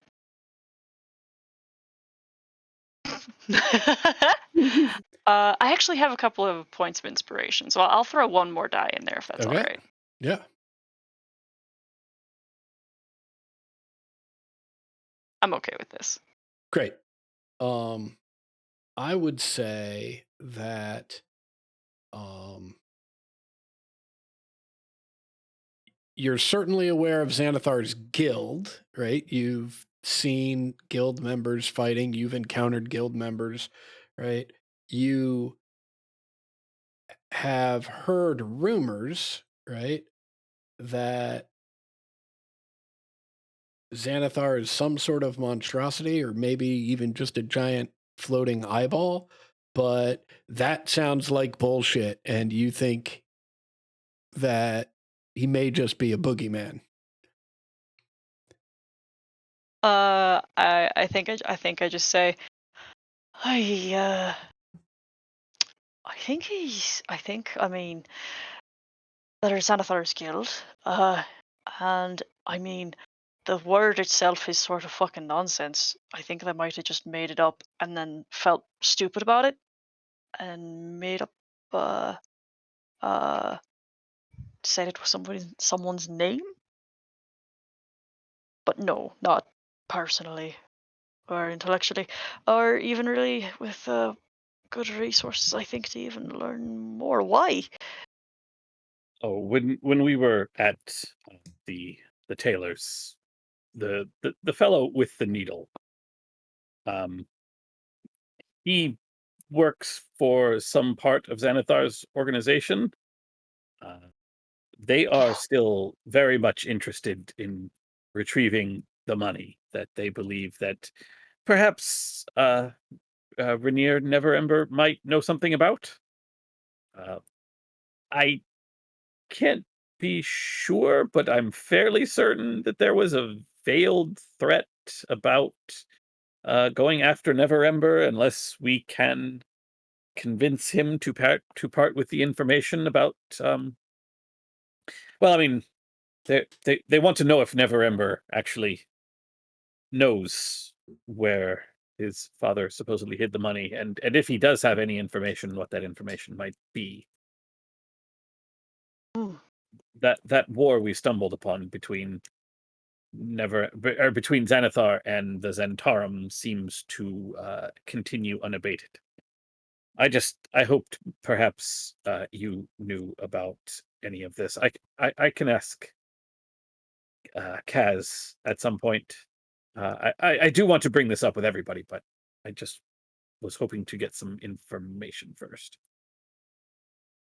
Right, yeah. Well, I don't think we'd be able to really talk to any of my professors who would be better contacts. I think, considering most of the guild members that we have already seen have been carted off, or otherwise certainly not going to talk, I think.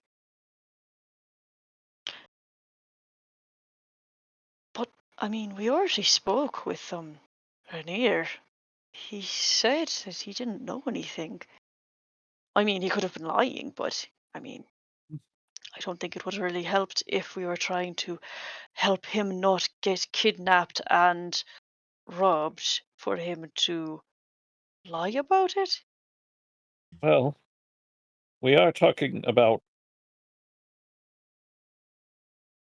a supposedly very large, very large sum of money. To that point, the gentleman at the tailor did offer us 10% as a finder's fee should we acquire it for them, so that they may continue to keep Xanathar occupied. Whatever 10%. that particularly meant. Yes.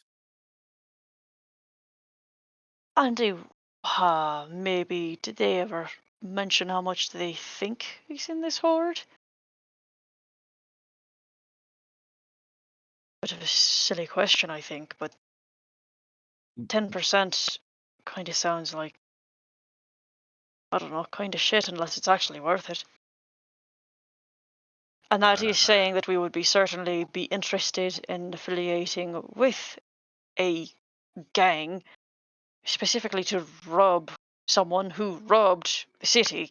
So, Well, I don't think it's as much association. Like I said, I'm not positive. I think there was a veiled threat in there somewhere, oh, and the idea would be that it was both payoff and fee for service rendered. We're not joining them, as it were. I mean, that would be that would make working for Fourth Grade very difficult. do they never do any undercover work in Force Grey? I don't know. I'm only partially familiar with the things that they've done. I mean, either way, I think it's certainly bullshit to even consider. I mean, specifically helping Xanathar's guild. I mean, helping Xanathar's guild immediately puts in opposition us with Zentarum, and well- both ideas are sort of suicidal, I think. Yes. See, that's part of where the problem comes in. It sounds like we may already be at odds with the Zentarum. Our rescue of Neverember seems to have. Well, we removed him from their ability to get to him, is what it sounded like. Shit. Yeah. We seem to have stepped in between two dire enemies who both believe we are helping the other. Well, I'll see what maybe Kaz knows something. If not, I think it's best to approach everyone with this information. absolutely, yes. I'm going to go get clothes on now, if that's all right.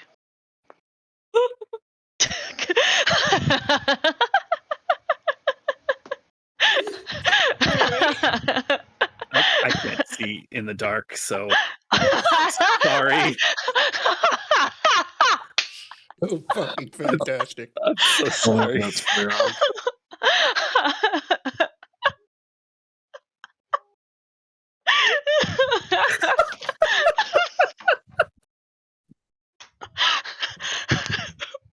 Good job. Good job, Nathan.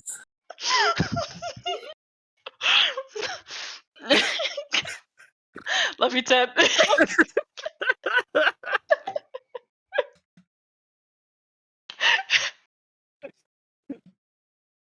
night, everybody.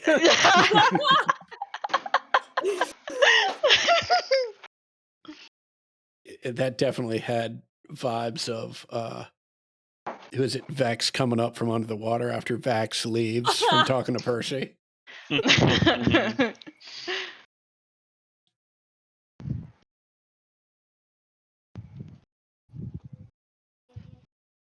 So the next morning. Well, at some point, I will find Kaz. Probably just wait until Kaz is trying to get back into the building. Are you waiting inside? Outside? No, because I'm sure we have just, well, I know you won't be using the stairs, so if I just go find the area closest to his room. You see a window. Excellent, you're there. Oh, hey, what's going on? I have to speak to you about something. Perhaps you might know.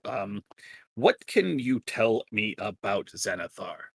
He seems to be a fixture here in Waterdeep, and I'm hoping before I bring something to everyone that perhaps you can fill me in a little bit. Oh. The more of the question is what I can't tell you about Xanathar, which is a lot. Okay. I don't like to particularly get into those means. But is there anything that I know about the Xanathar's Guild that I probably would share? Well, you've got some Adam? criminal contacts. Why don't you give me a history check, also with advantage? Oh yeah. I am incredible. Waterdeep, come on.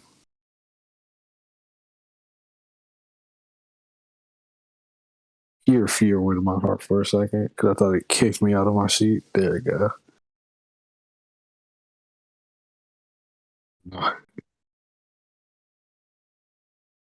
Well, Yeah, your knowledge is very similar to Nim's. The difference is that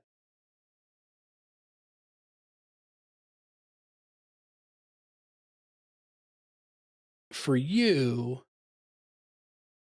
Xanathar has always been sort of the moral to a story about how to behave as a proper criminal and a proper thief, right? In that, if you violate those unspoken rules, Xanathar is going to get you, and you'll have to answer to Xanathar. But similarly, you don't know if it's a tall tale thieves tell each other to scare the shit out of each other or to scare them into not stabbing each other in the back, right? Or if Xanathar's an actual individual out there causing havoc. okay. Kaz is gonna pull out one of his pre-rolled joints and light it. It's like, all right, this is the thing, right? I don't even know if there's an actual person behind all of this, right? Maybe it's just a big group. But I do know one thing. Whatever he says goes. If we don't listen to him, they will come after us. And I don't know about you, but that's a lot that we gotta deal with. Is there any reason why you're asking? Well, it seems we may have to deal with that a lot sooner than any of us might have liked. Oh The fuck. the fellow with the needle at the tailor's worked for Xanathar and approached and well, I will go over this with everyone, I suppose, when it's a more appropriate hour. Yeah. But we might have a little bit of trouble at our grand opening.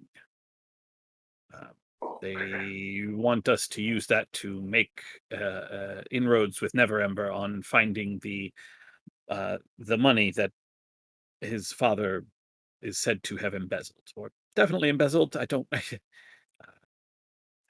don't remember if that is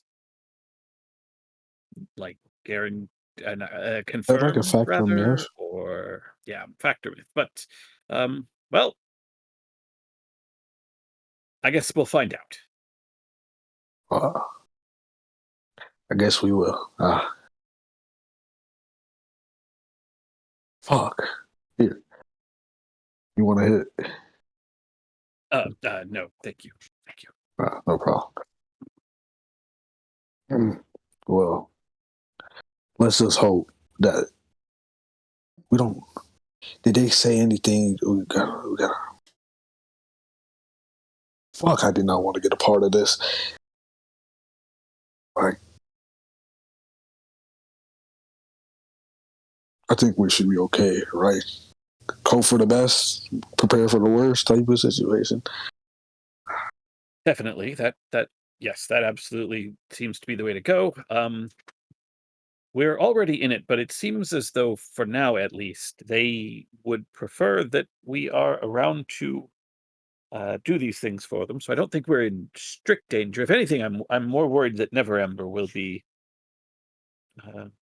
targeted again should he let his defenses down. But No. Oh no, I feel that we are in danger by just being in association with them. As long as we owe them this favor, they're gonna. We can't really refuse, now can we?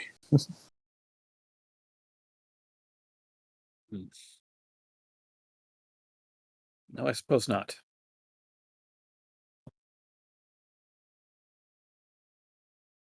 That's my line of reasoning. We do what they say and just hope that it doesn't create too much havoc for our already building alliances.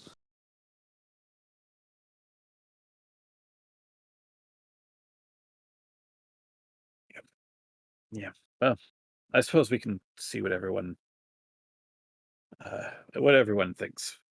Yeah. I'll bring it up the next time we're all together. Okay. Sure you don't want to hit? Yes, I'm subject to random testing at Force Graves. Oh, that fucking sucks.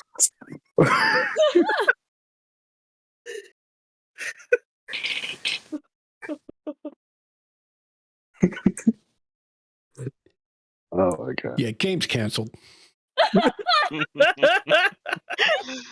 Like once a month, Corsonis just like, I have to go, like I have to leave for a little bit, and he's gone for like a day because he had to walk across town to go pee in a cup. Jesus Christ. I just assumed it was all magical. They're just scrying on me at random times. That's funnier. It's a wisdom save Watching randomly. you all the time. Yeah. once a month on a random day of the month, Paper Bird just shows up. It's like unfolds itself and just says "pee here." That's here. That's so ominous.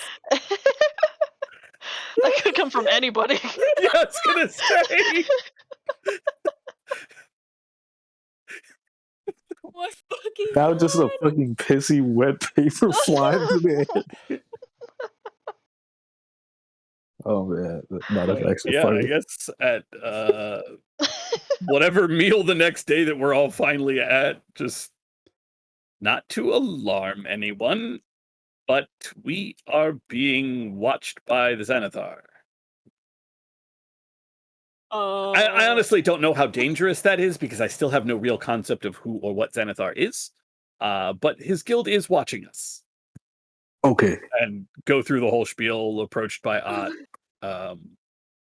Wants to get as much information on the money, whether Neverember knows anything about it, if he knows where it is, where is it, and they are offering us 10% of whatever this sum is. It sounds like 10%, and they leave us the fuck alone.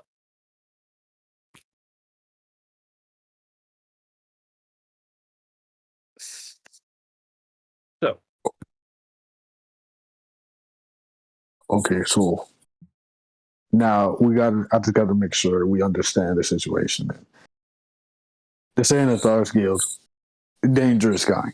Like, we just gotta make sure that everybody understands that this is not just some rinky dink fucking group of people. No, I think we've met some, and we're nearly, we had trouble with some, and there's more, and they're everywhere. and the fact that they have had this long-standing feud with the Zentarum, with no side really seeming to gain quarter, or gain territory, give quarter, no one making any progress. It would seem that these are both powerful forces that we find ourselves in the middle of.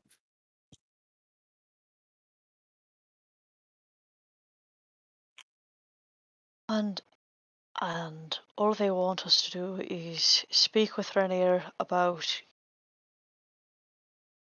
if the horde exists and acquiring it. Right? Right. Well, fuck, I was already curious anyway.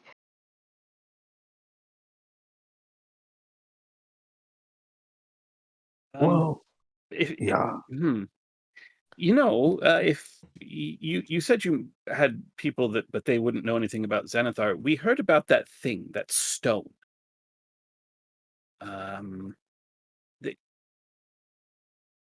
It had been taken from Xanathars, and maybe if we can find out anything about that.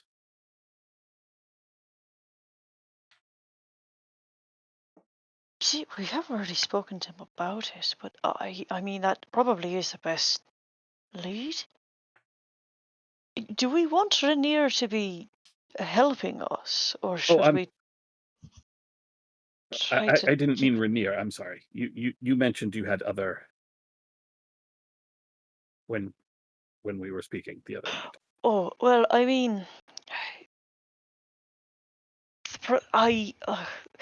folks that know New Ormond would likely, if anyone, be able to know something, but that would be requiring communications with professors, and I don't know if they'll let me since I'm not allowed on the premises, and I am certain that any letters I might be sending through are being screened.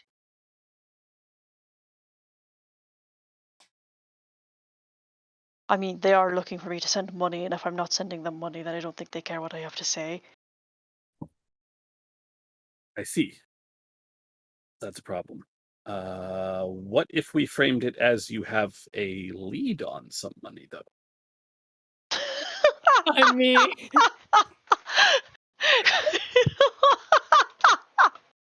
are we talking about NIMS college professors? Yes, my college professors, where not an insignificant amount of them are members of, are harpers or intellectuals. Yes, I know I go to the. I know I'm a musician and I'm studying as a musician, but New Orleans full of very intelligent people. Oh no, I wasn't saying that. I was just making sure I understood. Oh, all right. Yeah, I thought you were making fun of me for my major. It's not my major of choice, but I'm not going to shit on it. I actually would like to extend that to all of you. If you have anyone you think might know anything about this stone? Exidia or Kaz, Piety? Or anyone you could ask, I mean. I can check in I can check in with the other members of Force Grey, but it is well, I don't know them very well, and so there is it is Oh, unlikely. I have an idea. I can talk to Force Grey. You can talk to New Ulman. I'm sure that'll go along way better. Yeah. Sure, I can give that a try. I could always ask the barkeep down at the Yawning Portal. I mean, That's I don't have not a friends. bad I'll go with idea. Exidia. No, it's a good idea. I just like if that's what she wants to do. Oh my god, I guess I'll have to go say hi to her. Oh my god. You guys, don't make me. Oh my god.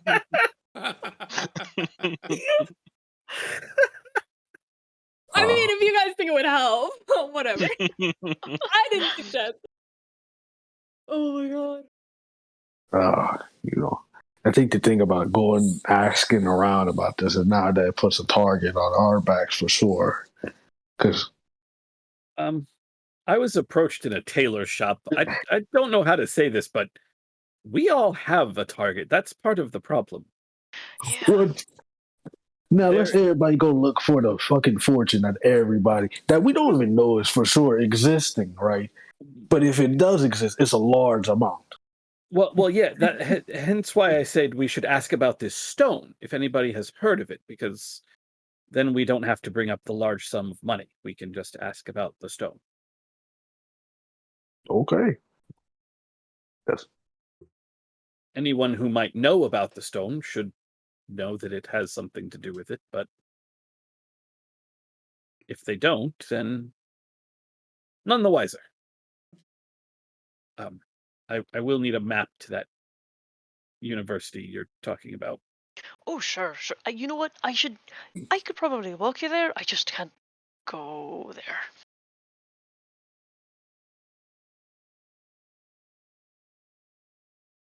Which is convenient because if I take you there, then I get to use my dumb little. Lovely.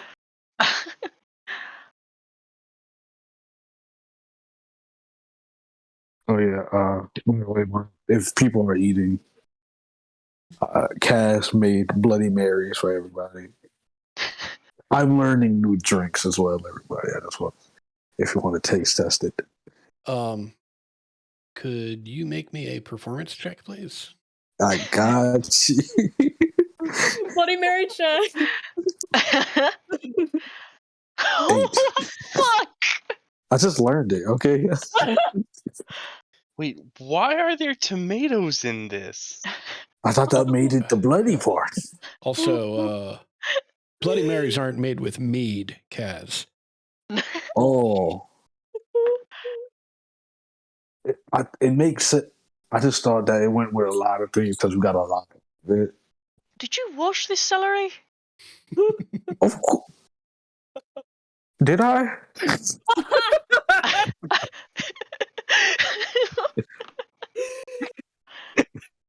You're getting there. You're getting there. Piney drinks all of hers and just doesn't fucking care. It's like, whatever. Oh my god. I don't like my time at the damn tavern. I don't know what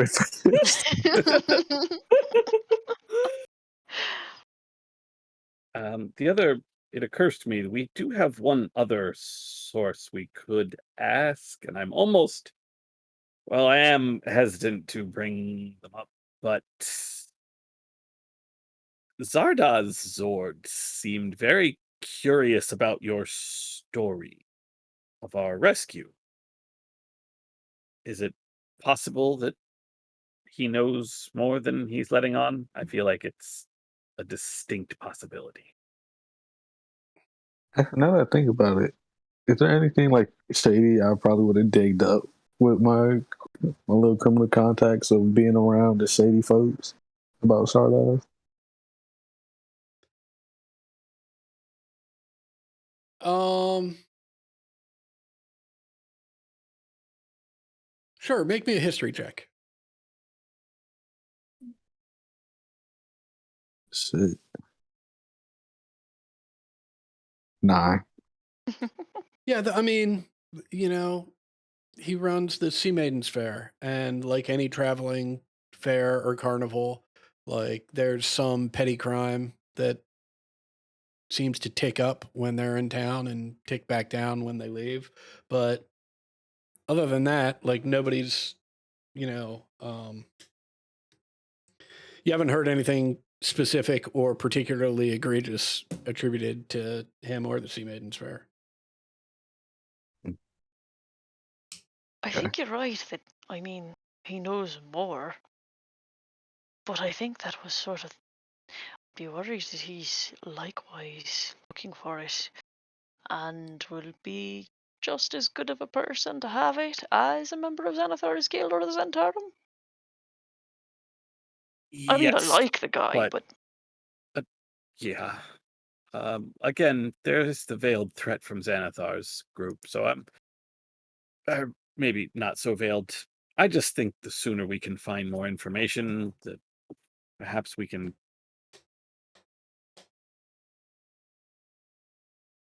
be out from under their notice. it's a good idea.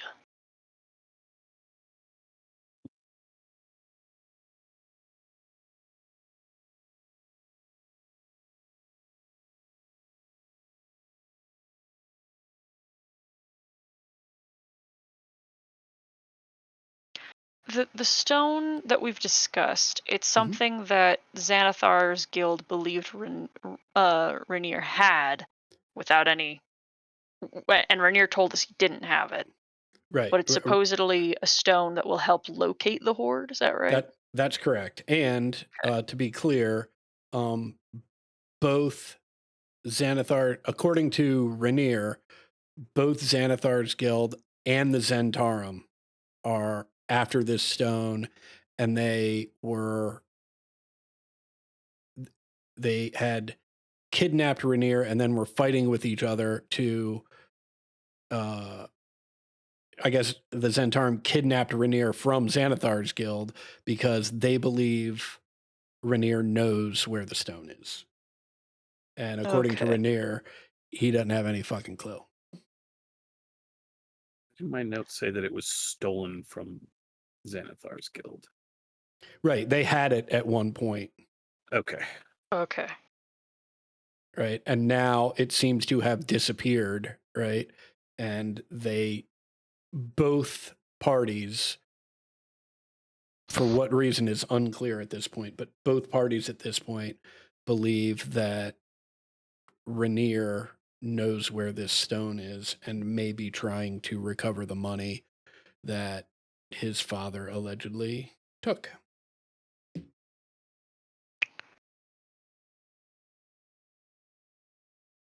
Okay.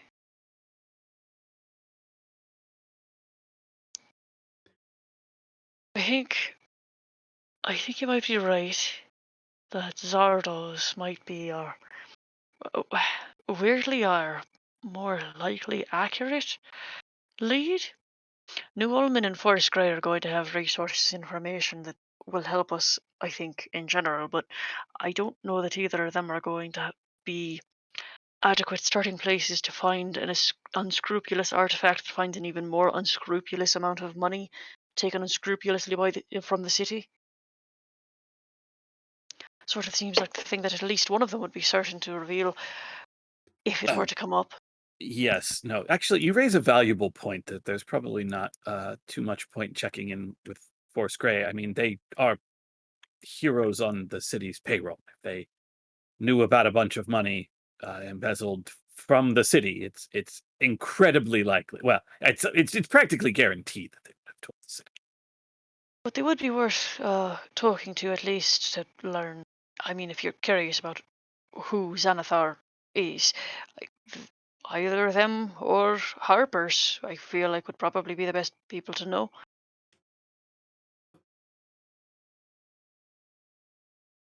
Yes. You don't sound too certain about that.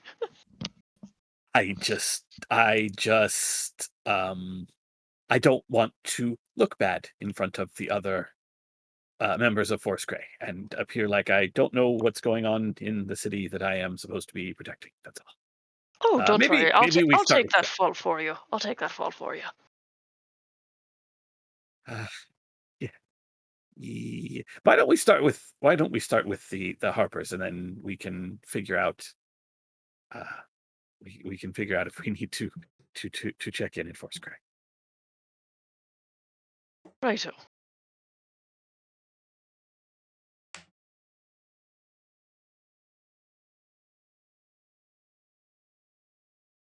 Do we want to do that today, or do we feel like? Well, I mean, we do have guild breathing down our neck. We can do that today since we don't have other things to do.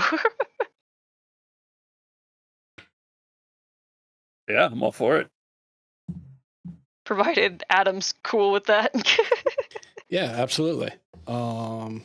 Heading out to speak with the Harpers. Yeah.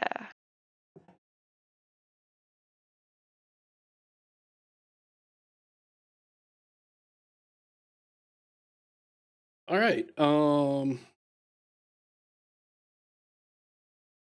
Let's head out to the Harpers. Let me figure out who you'll be talking to. Great.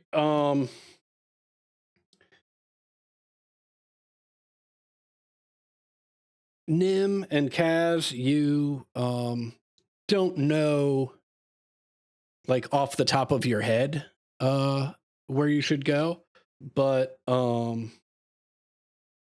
you you know, talk about it and start talking about what each of you know about the city, and you both have different insights into it, but have fairly decent understanding between the two of you of the way the city works and all of that. And as you're talking it through, you realize that your best bet is an establishment called the Light Singer Theater, which is located in the Castle Ward. Oh, shit.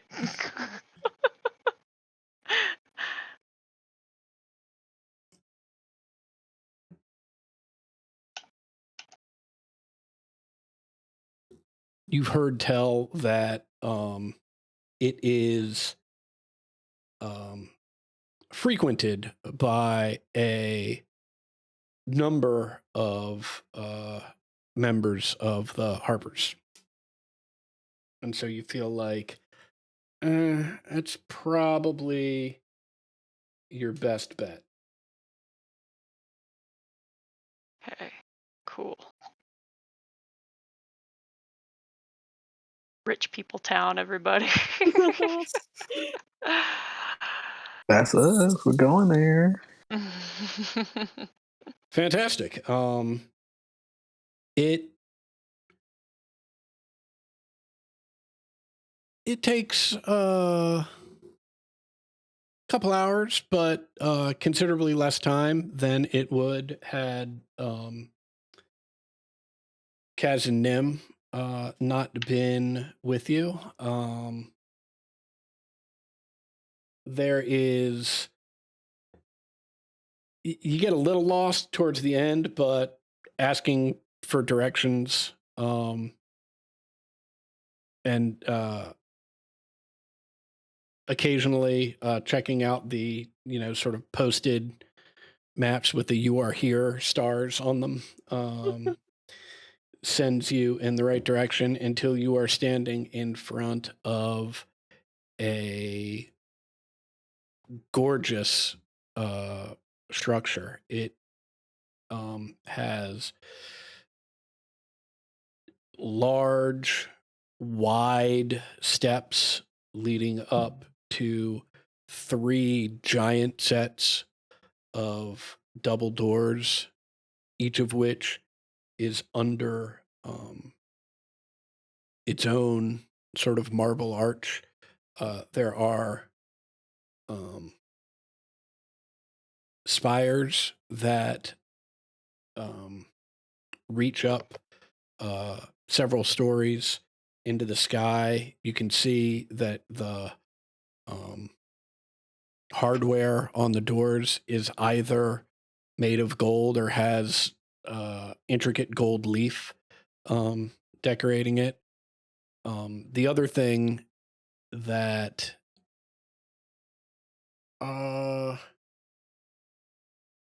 Nim, you're probably the only person. Well, actually, Piety, you might have been here long enough as well to recognize that you're clearly in Rich People Town, because like this intricate, beautiful marble stonework that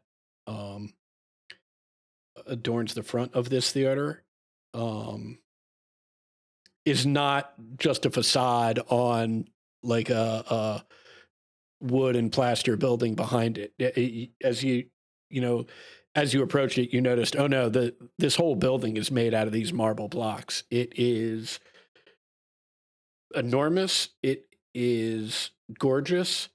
And as you approach it, it appears to be closed.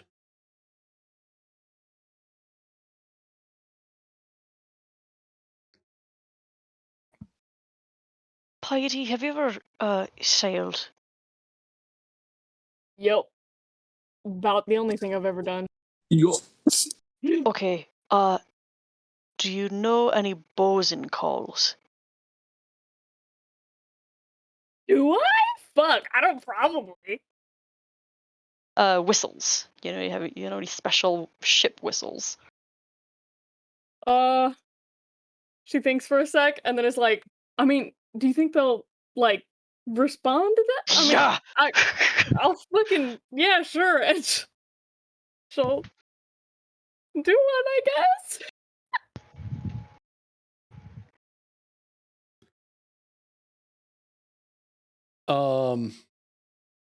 Yeah. You whistle. It's loud as fuck. It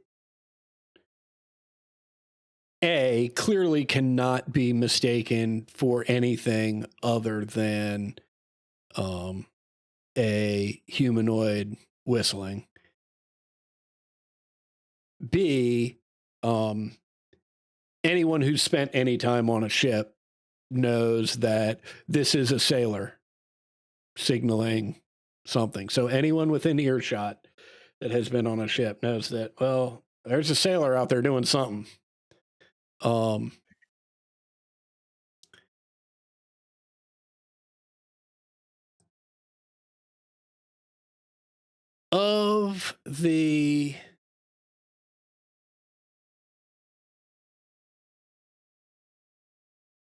the three sets of doors, the door furthest on the left, what's everybody's passive perception? I know Kaz's is ridiculous, so I know you guys are going to see this, but I'm just curious as to who all sees it. Exidia's is a 17. Okay, so Exidia's is ridiculous too. 10. Wisdom-based classes. Yeah. Okay.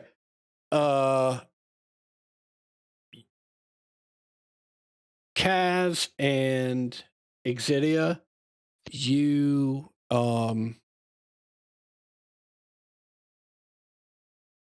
just barely see the left door, the door all the way on the left. It opens like a crack, right? You can't really see who or what, but this wasn't an accident. Like somebody's there, right? And they're sort of peeking out, right? And the door shuts almost silently and just as quickly as it was opened. That whole thing probably took 20 seconds.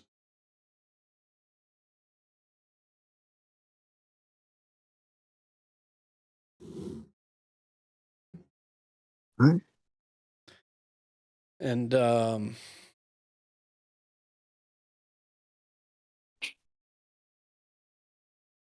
minute goes by.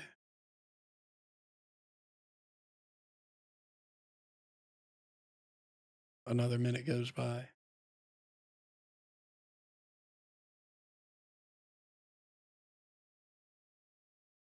Yet another minute goes by. And then 3 minutes go by. I think Cass go like nod his head towards the door that was open then closed.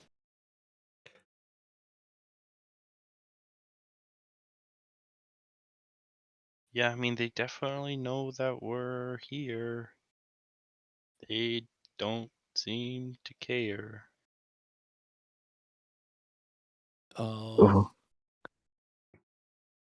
At that point, Kaz and Exidia, you notice him first, but he's not trying to hide himself, so everybody will notice him relatively quickly. A rather portly gentleman, full beard,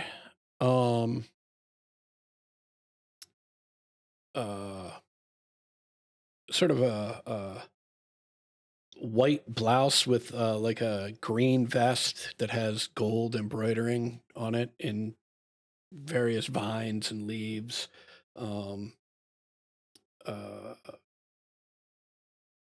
Thick beard. Looks like he might be balding, but it's hard to tell because he's got a beret that matches the vest. And he walks out of like a building to y'all's left, just like a 2-story.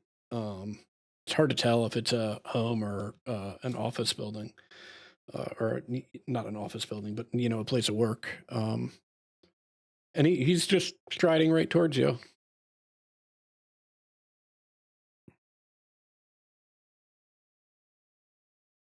Hello, everyone. Wonderful afternoon we're having, isn't it? Beautiful. yeah, very good.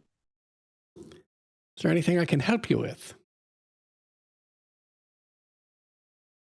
We were actually looking, we were inquiring about some information.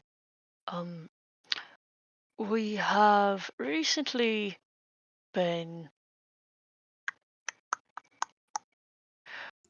Corsonis, what do you think is a good way of saying what happened to you? In a way that might actually be persuasive and not terrifying?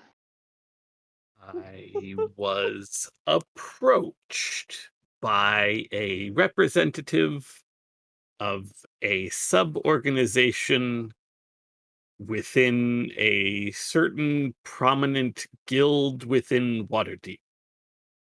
Oh, beautiful. Exactly what he said.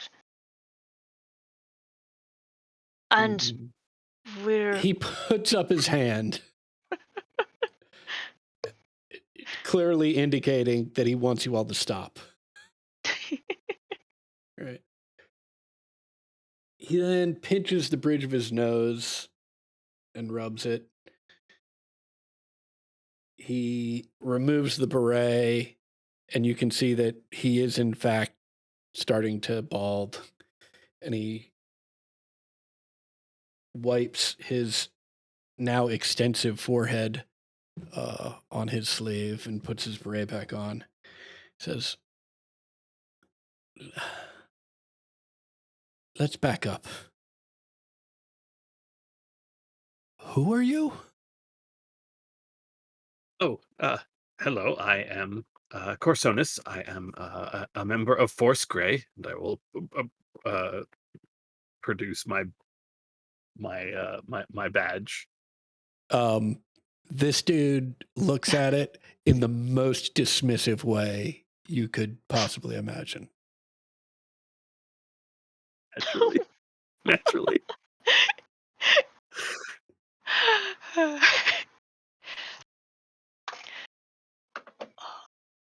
And the rest of you? I'm Nim Dunerin, and We have here Exidia and Piety and Kaz. Wait, wait, wait. He's folded his arms in front of him, and he's doing that thing like he's sort of closing his eyes sometimes, and sometimes he's looking like up and off to the left, and he's shifting on his feet like he's grasping for Kaz and Corsona. Kaz, Corsonas, City. Oh. Kaz, Corsonas, Exidia, Piety, and Nim. You found Revere and Floon. Clap and give him like finger guns.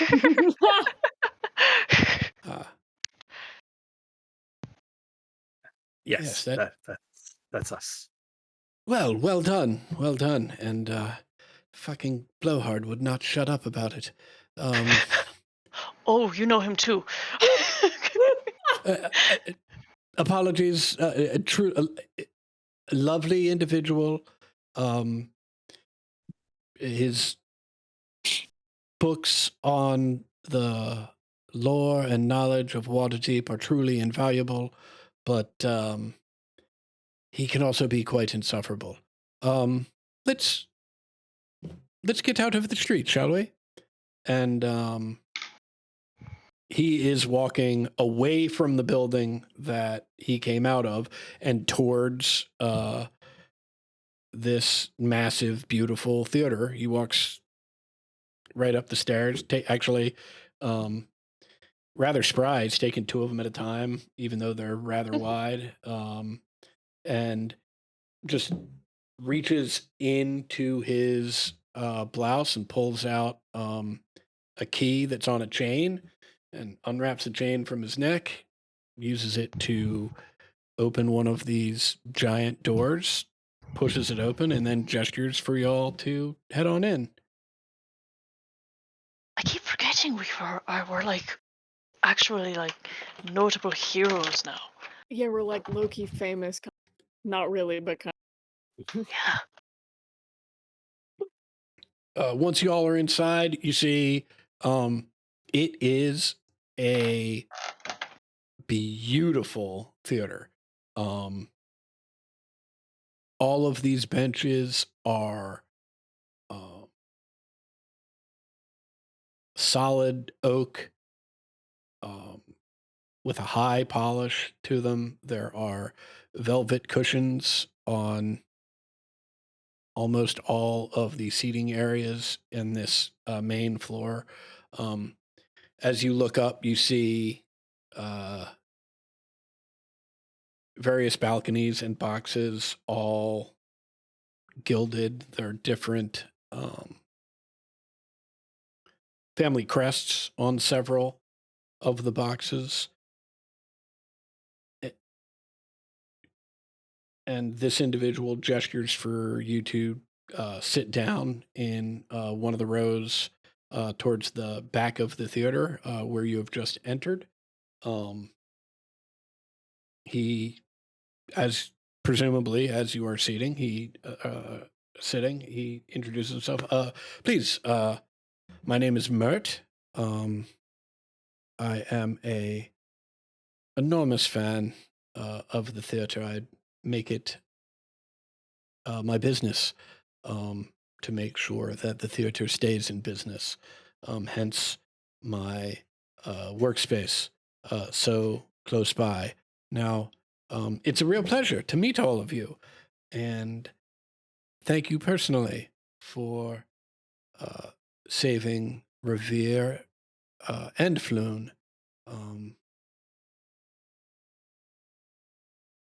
Any violence against citizens of Waterdeep is bad for Waterdeep, but particularly violence against those lords or relatives of lords, even former lords such as the disgraced Never Ember.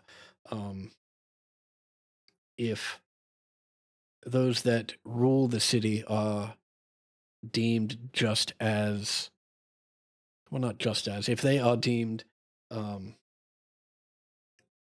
reasonable targets of your average scofflaw, then it won't be long before everything falls apart. It is, well, we're in a theater. It's important to keep up appearances.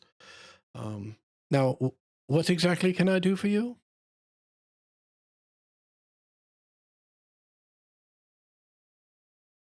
Well,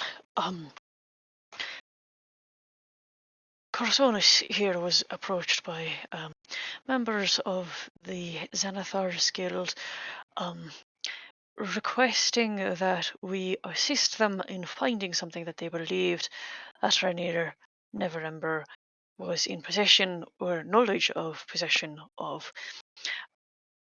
And I mean, we had plenty of opportunity to speak with Mr. Neverember. We heard no such information. However, they are requesting with the severity that they have the power to offer that we do something, find any sort of information that might point them in the direction of perhaps the embezzled and stolen hoard of Deggold. And we are aware that there is an artifact somewhere that can help in locating this hoard. If, as we understood it, Xanathar's guild was at one time in possession of it, and have since lost it. They want it back so that they can get what was stolen, and we're sort of in a bit of a mess that we're not really looking for exactly assistance on getting out of per se, just a little bit of guidance if it's something that you might be able to assist us with. Well, I must admit I'm a bit confused. It sounds like you have all the information. Xanathar's guild wants you to do something. You now have a choice as to whether or not you do it. Am I missing something? I didn't make myself perfectly clear. We're still sort of deciding whether or not we're going to properly help them, but in order to feel as if it's possible, we're trying to reach out to anyone who might have information about this artifact, if anyone does, or even any information about Xanathar's guild and who operates it. It's something we're personally curious about. Oh, well, as far as the stone, I have not heard of it specifically. I am aware of the rumors of embezzled money, and as you can imagine, rumors such as that tend to spawn more and more rumors. So I've heard all sorts of outlandish things about whether or not it was taken, how much it is, what traps or devices or items might lead one to or away or protect or hide. But as best I've been able to ascertain, they're nothing but tall tales. No one knows for sure. It is, I would guess, a safe bet that money was taken. But beyond that, I really don't know anything specific about it. As far as Xanathar's guild, well, Xanathar's guild is led by Xanathar. He is very real. He is very dangerous, as is his guild. Are any of you familiar with Beholders? And Yeesh. And I'll minor illusion one of the tiny ones we've seen already. there you go. Yes, that, but much larger. Many more eye stalks. That appears to be a gazer. They get bigger? Oh, much bigger, much meaner, and importantly, much more paranoid. And quite frankly, none that I have heard of is more ruthless and more paranoid than Xanathar.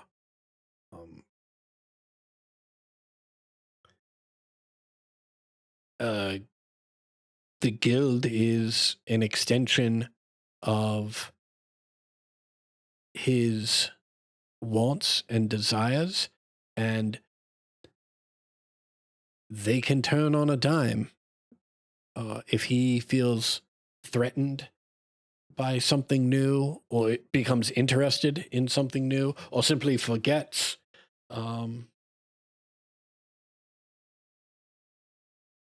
the last thing that he was focusing on, he is absolutely ruthless, has no concern for human life. The members of Xanathar Guild, quite frankly, do so at their own peril, because there's no guarantee that he won't just kill them.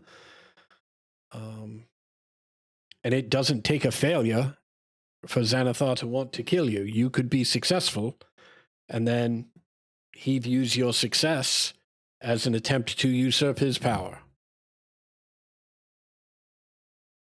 So, on the one hand, I would very strongly suggest staying as far away from Xanathar and his guild as possible. You, of all people, should know this. And he points at you, Corsonis. Given your employ. That said, sounds like you may already be in his sights.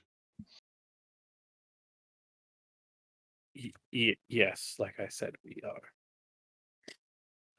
somewhat in the mix, but that's neither. Well, I suppose it is here. It's the element you just spoke about.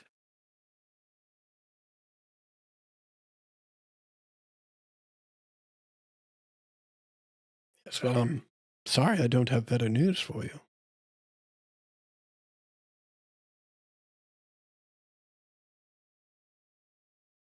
And nothing.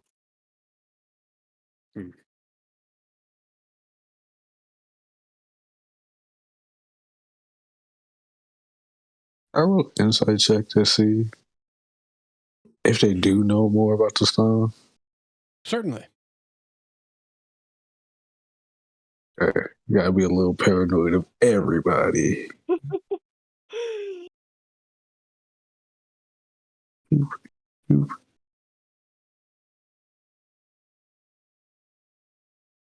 Eight. Oh my god. 8. Yeah, he seems pleasant enough and seems like he's trying to be helpful. Okay.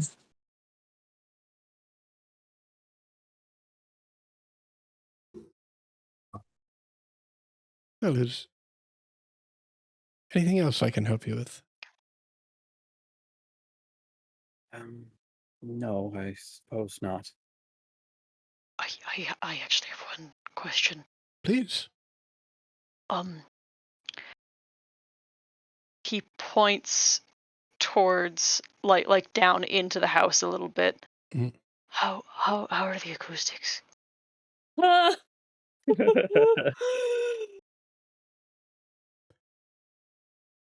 Well, and Mert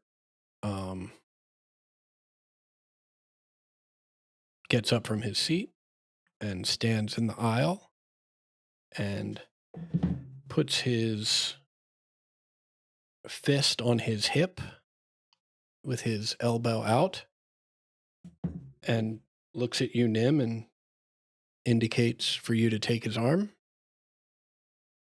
Yeah. and he will walk you down the aisle. And as he does, he goes into a lengthy description of the history of this theater and the construction of the theater, and how, in addition to some of the finest stone workers and masons and wood carvers and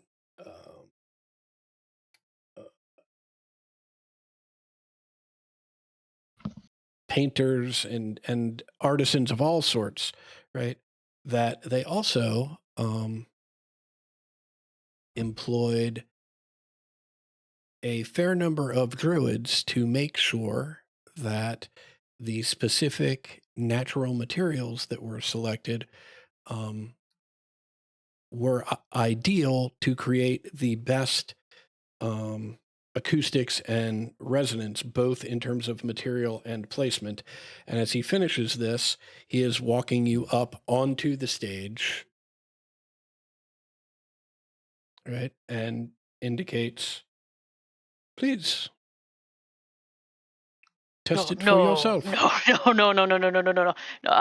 And even as he's like stuttering through like excuses, he's like picking at the violins or the lute strings to see if it's even remotely tuned. I don't think I could. It's a little. I don't know that I have anything I could. And he sort of just looks Ass out. screams down. Do it. He just sort of looks out into the like broad house and sees everyone still on the back, and swings it around to his front, picking to make sure that it is in tune, and then quickly with a an anxious, speedy tempo, he begins picking out something that he'd been using when he had been telling the story about finding Rainier Neverember and Floon. Mhm. Definitely nothing that is near completion, but something that he can like hear Right. then out in the space.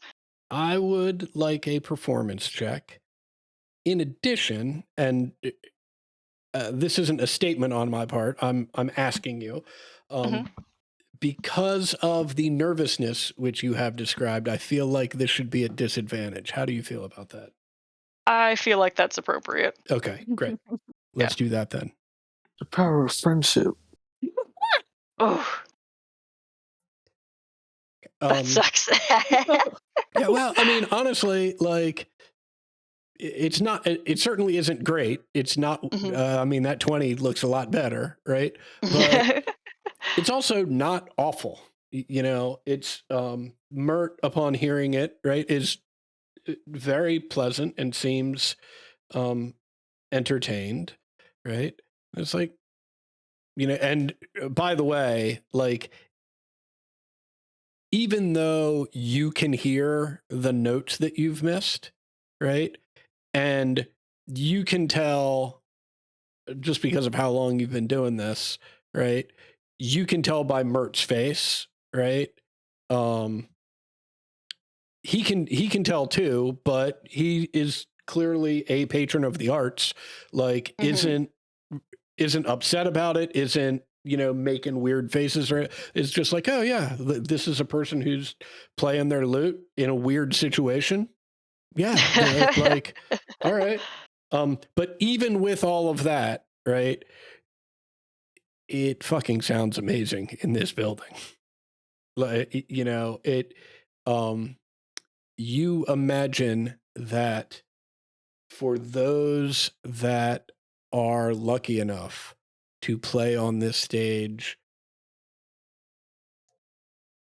even occasionally, and much more so for those frequently and that do it regularly, that playing on this stage requires not just playing the lute, but playing the building like an instrument too, because that's how rich the sound is. When you complete your playing, Mert looks at you and is like, that was lovely. Thank you for gracing us. And he gestures out to your friends that are seated. Fuck yeah! Mert, He like wipes a sweaty palm on his pants and then shakes Mert's hand. Thank you, Right. thank you. yeah, Mert extends his right hand to shake yours, and with his left hand, he puts it up with his palm facing out at the rest of your party to indicate that they should really stop screaming. It's not that type of My bad. Sorry. theater. Screams, Right. my bad. But always like totally keeping his cool, like smile on his face, like not upset with anybody. Just that's not the decorum for this location. Ass clap one really loud time. Yeah, and Corsonas, go for it. I was just going to joke that Corsonas snuffs out the tiny flame he had at the end of one finger that he was waving back and forth. Awesome. Excellent. Mert escorts you back down to everyone else. Well, do you all have any other questions?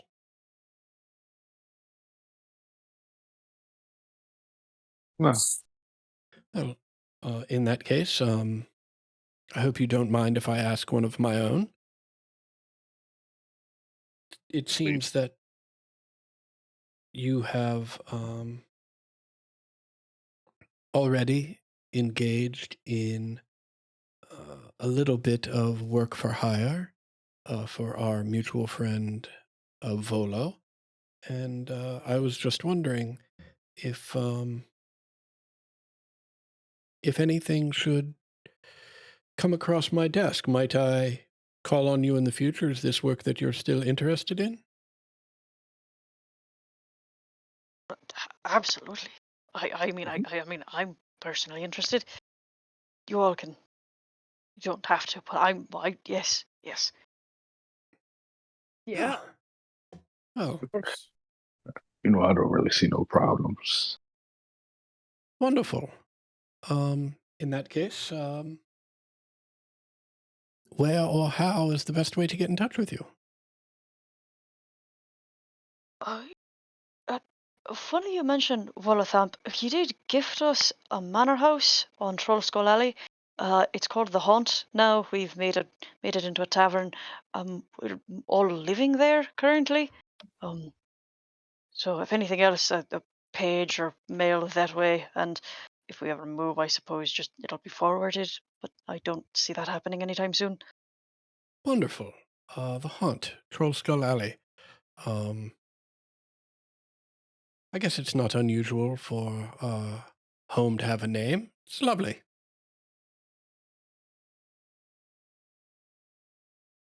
Well, I'll be sure to get in touch if I find anything that I could use your particular talents with. Thank you. Very much appreciated your time and your information. Absolutely. Lovely. Good day, everyone. And he walks up and opens the door and holds it open for all of you. Good day. Thank you for your time again. Lovely.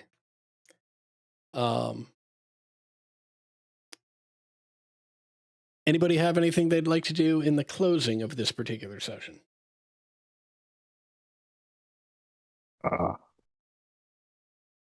think that's it. I think besides that, Kaz is just go like, Nim, you're a really good musician.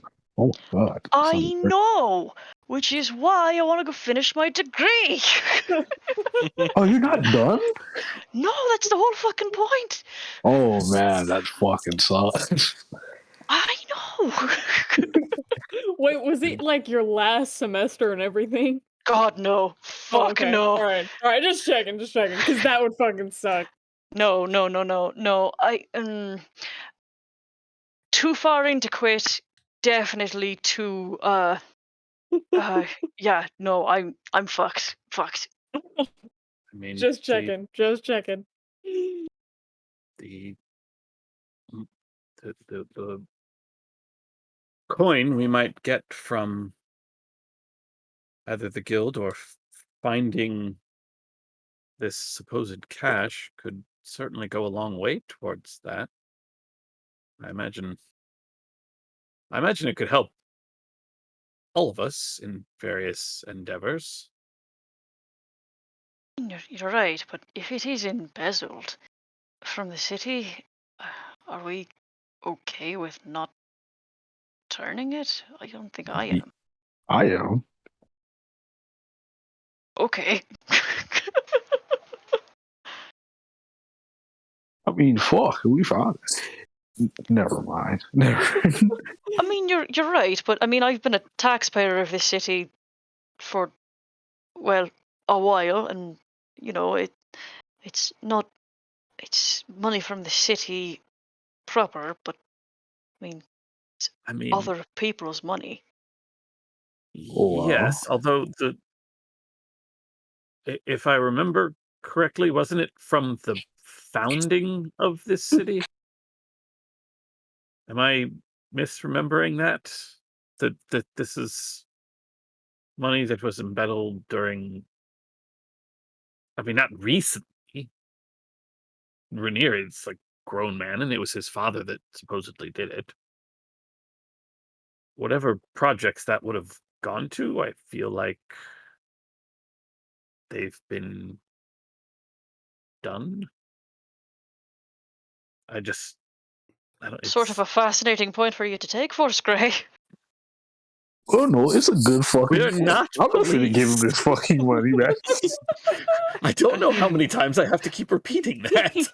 It's The it's money's just been fucking lost. I mean, compensated. the money belongs to the world now, and whoever finds it gets it, I guess. Yeah, come on now. I also will remind you that we would need to turn it over to the guild in an effort to maintain our own safety. right. We would receive a portion of that, but also, and as useful as that would be for all of us, not being on the bad side of one of the, it sounds like, more involved criminal elements of this city, not being on their bad side. Well, I imagine it would be very hard to finish your degree or find out what happened and who you are, or um, I apologize, Exidia. I'm not honestly sure what the money would do for you. I just okay. Well, yes, it would. I mean, you wouldn't have to worry about your drinks being poison. I don't know. I don't. I have nothing for you there. None of those things will be possible if we are on the run from whatever a beholder is, or more reasonably, the underlings that serve in that guild. And if we are going to have to do this work, well, I mean, No, I like to get fucking paid for it. even Force Grey has to get paid. Yeah. I mean, Even- shit, if you're all super cool about working with Xanathar's Guild and getting a little cut out of it, then I will happily pay off my tuition and finish my degree. I don't give that much of a shit. It's not that I'm Okay. excited about it. It's simply that I don't see what the alternative is right now. If as we are working on this, we find out we find another way to recover the money and our safety at the same time, I am all for it. You know, All right. you had me in the first half now. You had me thinking you was also not a cop who like the quotation. Is I can't. I've been too fucking poor for too long. Doing the right thing all the time. I'm going to be selfish now if I'm going to risk my life for it. I mean, I guess it's just. My mother's been an honest woman her entire time in this city, and it just, it sucks to see people like her getting screwed over. And I think that taking money that is taken from people like her with the intention of improving the city and using it for our own selfish means, I don't know, just seems a little bit questionable. But I mean, I don't give that much of a shit if everyone else here also thinks it's fine. Well, when you put it like that, it does feel pretty bad. Well, we're getting a portion, and we just can cut it up from there, and y'all can do whatever y'all want with y'all money. Is that okay? I will say that even hearing it like that, and as bad as that feels, it doesn't quite feel as bad as being murdered by a criminal guild. I think you're right about that. I have a lot I still need to do. I came to this city for a reason, and well, I can't do that if I am dead. I can't help anyone from the grave. I got a couple 100 years left in my body, so. Hey, I'm here for a good time, not a long time. Let's do it. Whatever we're gonna do, I don't care. You heard Exidia. Don't think we're not still thinking about what you said about being thrown out of your tribe. That's still something that I've been thinking about. I didn't want to say nothing. I guess that's the same thing. Yeah, no, it exactly is. I think it's the same thing, but worse. Banishment implies you cannot ever return. It was mutually. How do you mutually get banished? Do you agree to the banishing? Yeah. You could have just left. That sounds like exactly that's what Exidia did, though. So they said, okay, we're going to banish you, and then it's like, yeah. And I was like, yeah, that sounds like a good idea. Do you want to like talk about it yet? Or I don't think it matters whether or not you want to talk about it. You've got to talk about it now. Is the other option like they was going to kill you or something? Because it's just like, well, no. I mean, the other option was like the further defilement of our grove. Oh, it is those freak. I mean, yeah. That's yes. It is the freaky crystals. No, I wasn't gonna say it like that. Come on, It is. It did sound like you were. Those fine power of yours. I'm sorry. No, I agree. I fully agree. Magic is cool. And perhaps with some of the with some of what we receive, you might be able to find if you are interested, find a solution that would allow you to return home. I honestly am not sure if that's something you are interested in, but I assume so. I would like to go home.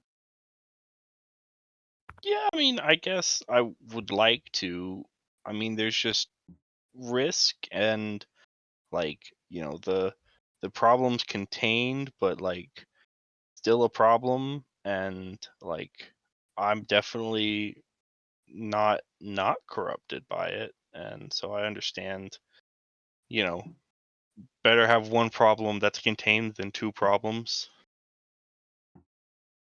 Don't say that about that. I think you're not corrupted. I think you just have No, I mean unique set of skills, and right? I caused That's like a what I'm bunch saying. of crystals to like jump out of the ground and stuff. No, I mean it's not good. Like I can control this, but like it was really destroying a lot and like overgrowing the woods pretty bad. It was not good. Oh, But you don't like, I don't know, have self-esteem issues associated with it, right? I feel like that's what it is. Right? Oh, definitely not. Insight check.